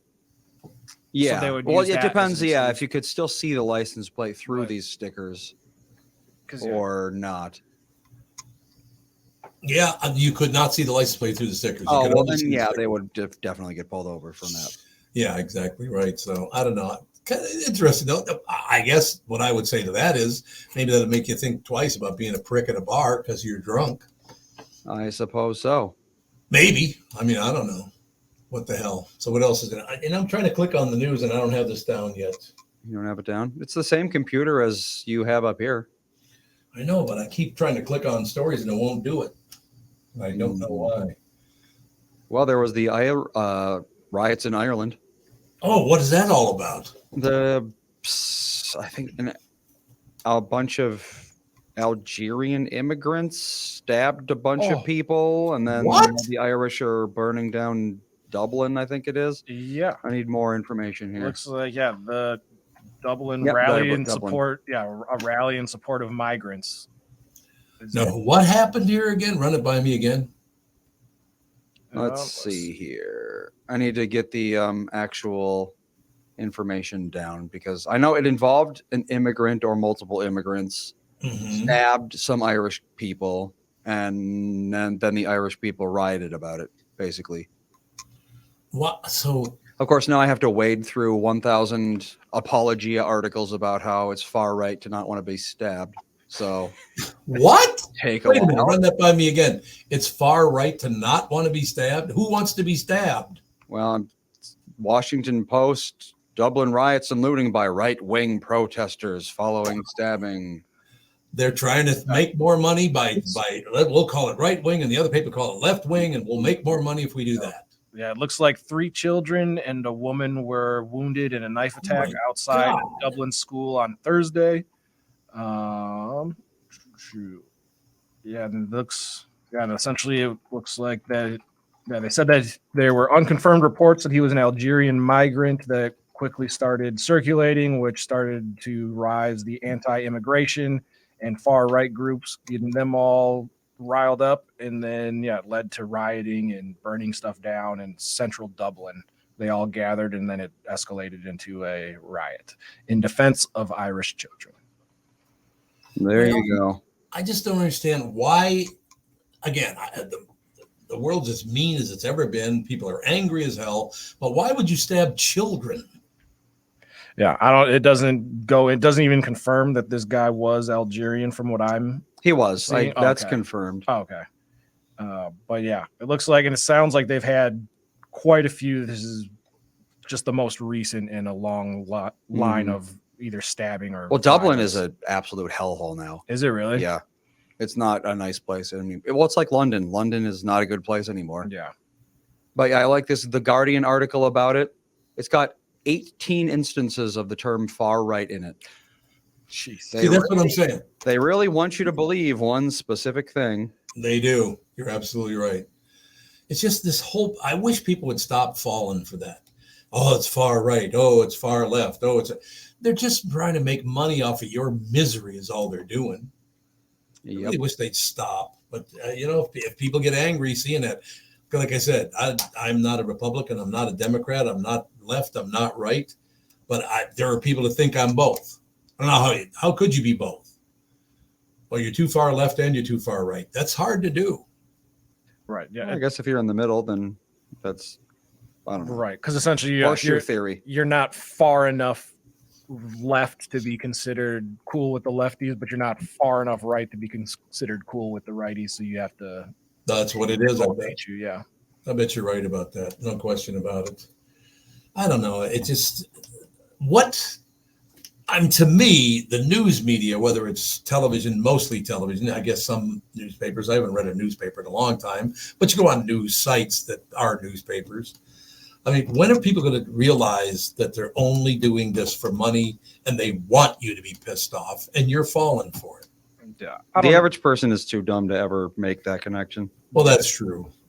You're always being sold something. If you're not selling somebody something, then you're the one that's being sold something. And that's what the news media is, right? They're essentially they realize they can monetize people's anger. And so let's do it. And I'm sure like with burning the stuff down in Dublin, it's not the people that were, I'm assuming it probably wasn't the people that were there that were, hey, we need to protect our kids. If that's what everybody was there. Then you get one person that's, I'm going to take advantage of this situation. We can burn this whole thing down and start looting and going crazy. And that's how things just escalate. That's right. I hope people do wake up. And Andy, you might be right. It's just, and I got to believe it's true. And I don't really mean to sound really negative, but the really, really, really angry people in the world are morons. Yep. They're just too stupid to realize they're being sold a bill of goods and they fall for it every time. Yep. I mean, it just doesn't make any sense. It makes no sense. Please realize the angrier you get and the more violence you create, the more money they make. And that's why they do it. And you're falling for it. You got to stop, man. Right? And the people at the top aren't even really that angry at the things that you think are passionate to them. Yeah, exactly. They just take a stance on something that can either get them elected or make them money. Yep. And then if that stance changes the next day because they can make more money being on the other side, they will switch over to the other side in a heartbeat. In a heartbeat. Yeah. They're not dedicated to the cause like everybody thinks they are. I think you're probably right about that. I really wish people would calm down. Again, what I really love is watching these college kids now. Apparently they blocked one of the bridges to New York over the weekend. What was that all about? Well, they blocked the Thanksgiving Day parade too. Oh, they did? I didn't know that. You didn't hear about that? No. Yeah, that's one. If you want to get people's attention, especially my grandmother's attention, start blocking the Thanksgiving Day parade, and you're gonna she'll come down there and give you an earful. There were pro-Palestinian demonstrators blocking the Thanksgiving Day parade. Why would you block the Thanksgiving Day parade for Palestinians? Because they're attention-seeking idiots. That's all it is, isn't it? Yep. Yeah. I mean, once again, They know nothing about Palestine or Israel or Jews or any of this stuff. They know nothing about it. It's just, oh, Bill is in favor of that, so I guess I'll drink with him and hang out. Right. And then when they go, oh, we want to, get attention for, whatever cause. I feel like at this point, we're past we need attention for the cause. Like everybody's already heard about the cause. Like this isn't a surprise. Like, oh, did you hear? Well, apparently there's something going on in Palestine because of the Turkey Day parade. Yeah. No, like you already have everybody's attention. Now, what are you going to do with everybody's attention? That's the point we're at now. So you don't shutting down the parade or whatever else. It doesn't really add anything at this point. Yeah, my favorite is raising awareness for things that everybody is aware of. Right. It's like one of the big ones is like raising awareness for breast cancer. It's like we're all very, very aware that breast cancer is a thing. Yep. Right. But so it's like they want to contribute, but they don't actually have any ideas how to contribute for real. Mm-hmm. So that's the excuse they use, is raising awareness. Right. Like I would like to be at this point, I want to be aware of what all the money that's been raised in the past has gone to fight breast cancer or whatever else. Like, hey, let's focus on that. So, Yep. It's interesting. Where do you learn things? Because my reaction to this, I guess it's been going on for about a month and a half now. October 7th, I think, was the first attack, correct? Around then. I'm pretty sure it was October 7th. So I was sitting back thinking, well, I grew up in a Jewish, Black, and Catholic neighborhood, so I know a lot of Jews. Why don't I know any Palestinians, right? Instead of going, well, I'm going to take the Jewish side, I'm going to take the Palestinian side.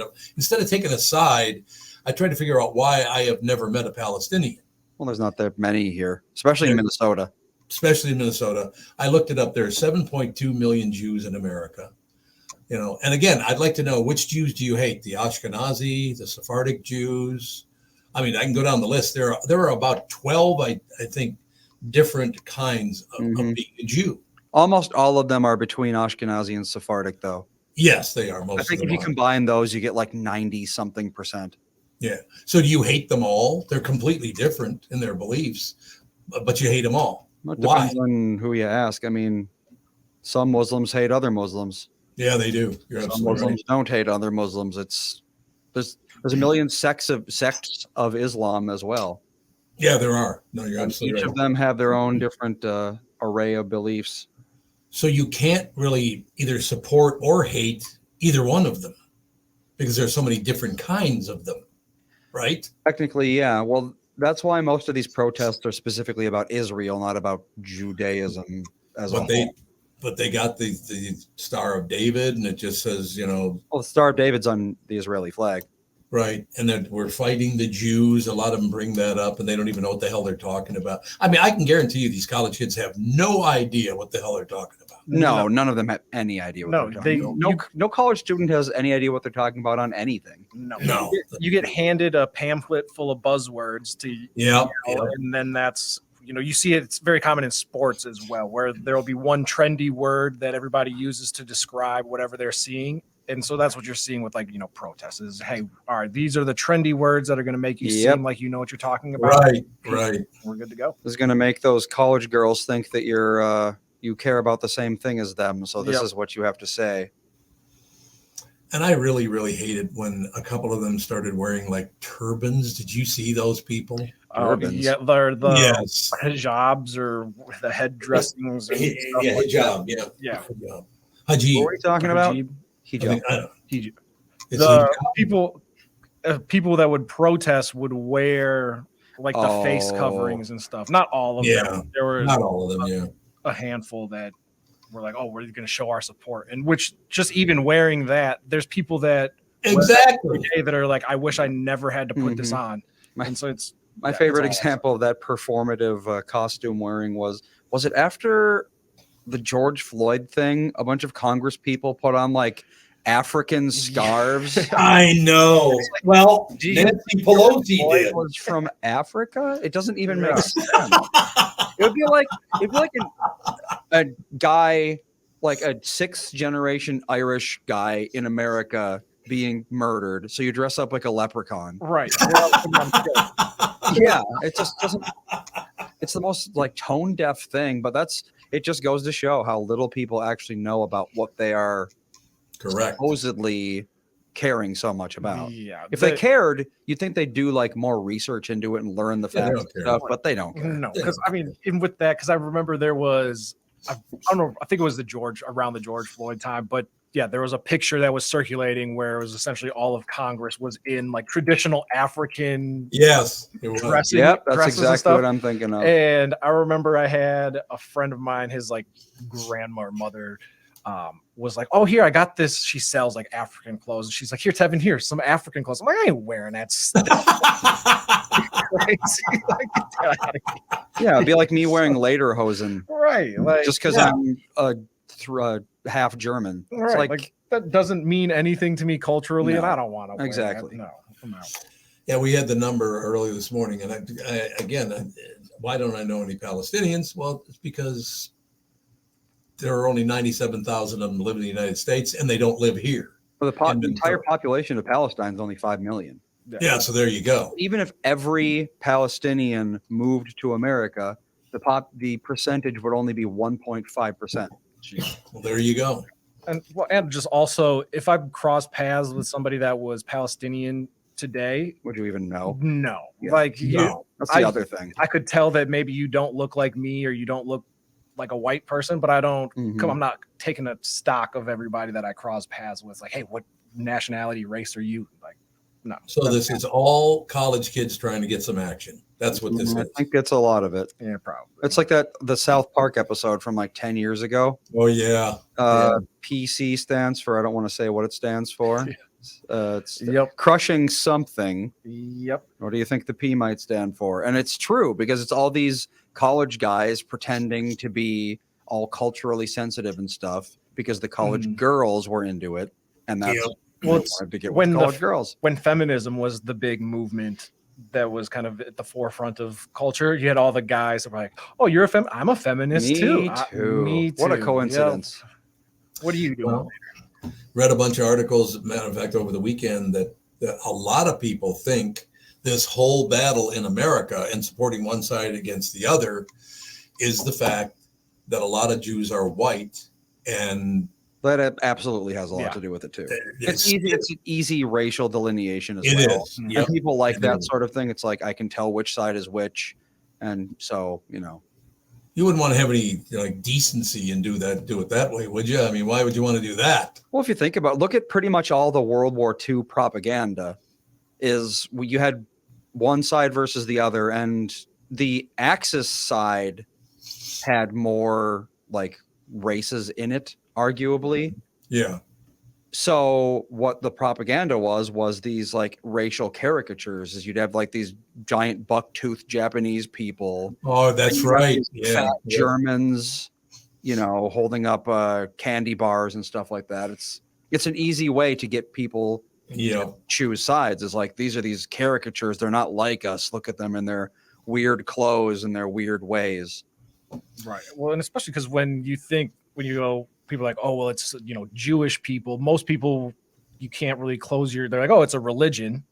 You can't like close your eyes and just picture what every Jewish person Right. looks like necessarily. So yeah, when you are separated into the white versus insert ethnic person here, it's just easier for people to get on board with But why do they do that? Why do that? Like I said, it's easy. Well, it's like, imagine, back in the days when Protestants and Catholics hated each other. It's like, as a Protestant or as a Catholic, how do you caricature the other side? It's tough. It's very difficult because they look like you, they talk like you, and 95% of their beliefs are shared with you. Yep. So it makes it very difficult to do that sort of thing. So the more difficult your opponent is, the easier it is to get them into like a subhuman state in your mind. Yeah, physical differences are just the lowest hanging fruit. They're the easiest by far. Look at all you learned in the past 45, 50 minutes, huh? I mean, it's a lot. It's a lot to take in. We It understand. sure is. I really, really wish at some point around the world or in the universe, people would let it go with the skin color thing. I really am so sick of it. Not going to happen, is it? I don't think so. Oh, I That's mean, sad. well, you can see the the hypocrisy happening right now. It's people will look at, like I said, the old propaganda posters where, you know, they're dehumanizing their opponents and saying, well, it's like these they're vermin, they need to be exterminated, that sort of thing. And they're like, oh, can you believe that people were so cruel to each other back then, demonizing their opponents? Mhm. And then they'll turn around and they'll call Russians orcs. It's the exact same thing. They're doing literally exactly what they were decrying happening 100 years ago. But in their mind, because the Russians are the bad guys, it's okay. Yeah. No, you're right. All right, fellas, that's going to do it. It's pretty interesting. Tomorrow, you will sound better. Oh, I don't sound that good on my end. Not great. Yeah. It's not horrible, but you'll sound better. Good. All right, we'll get it all taken care of. All right, talk to you guys later. See ya. Thanks.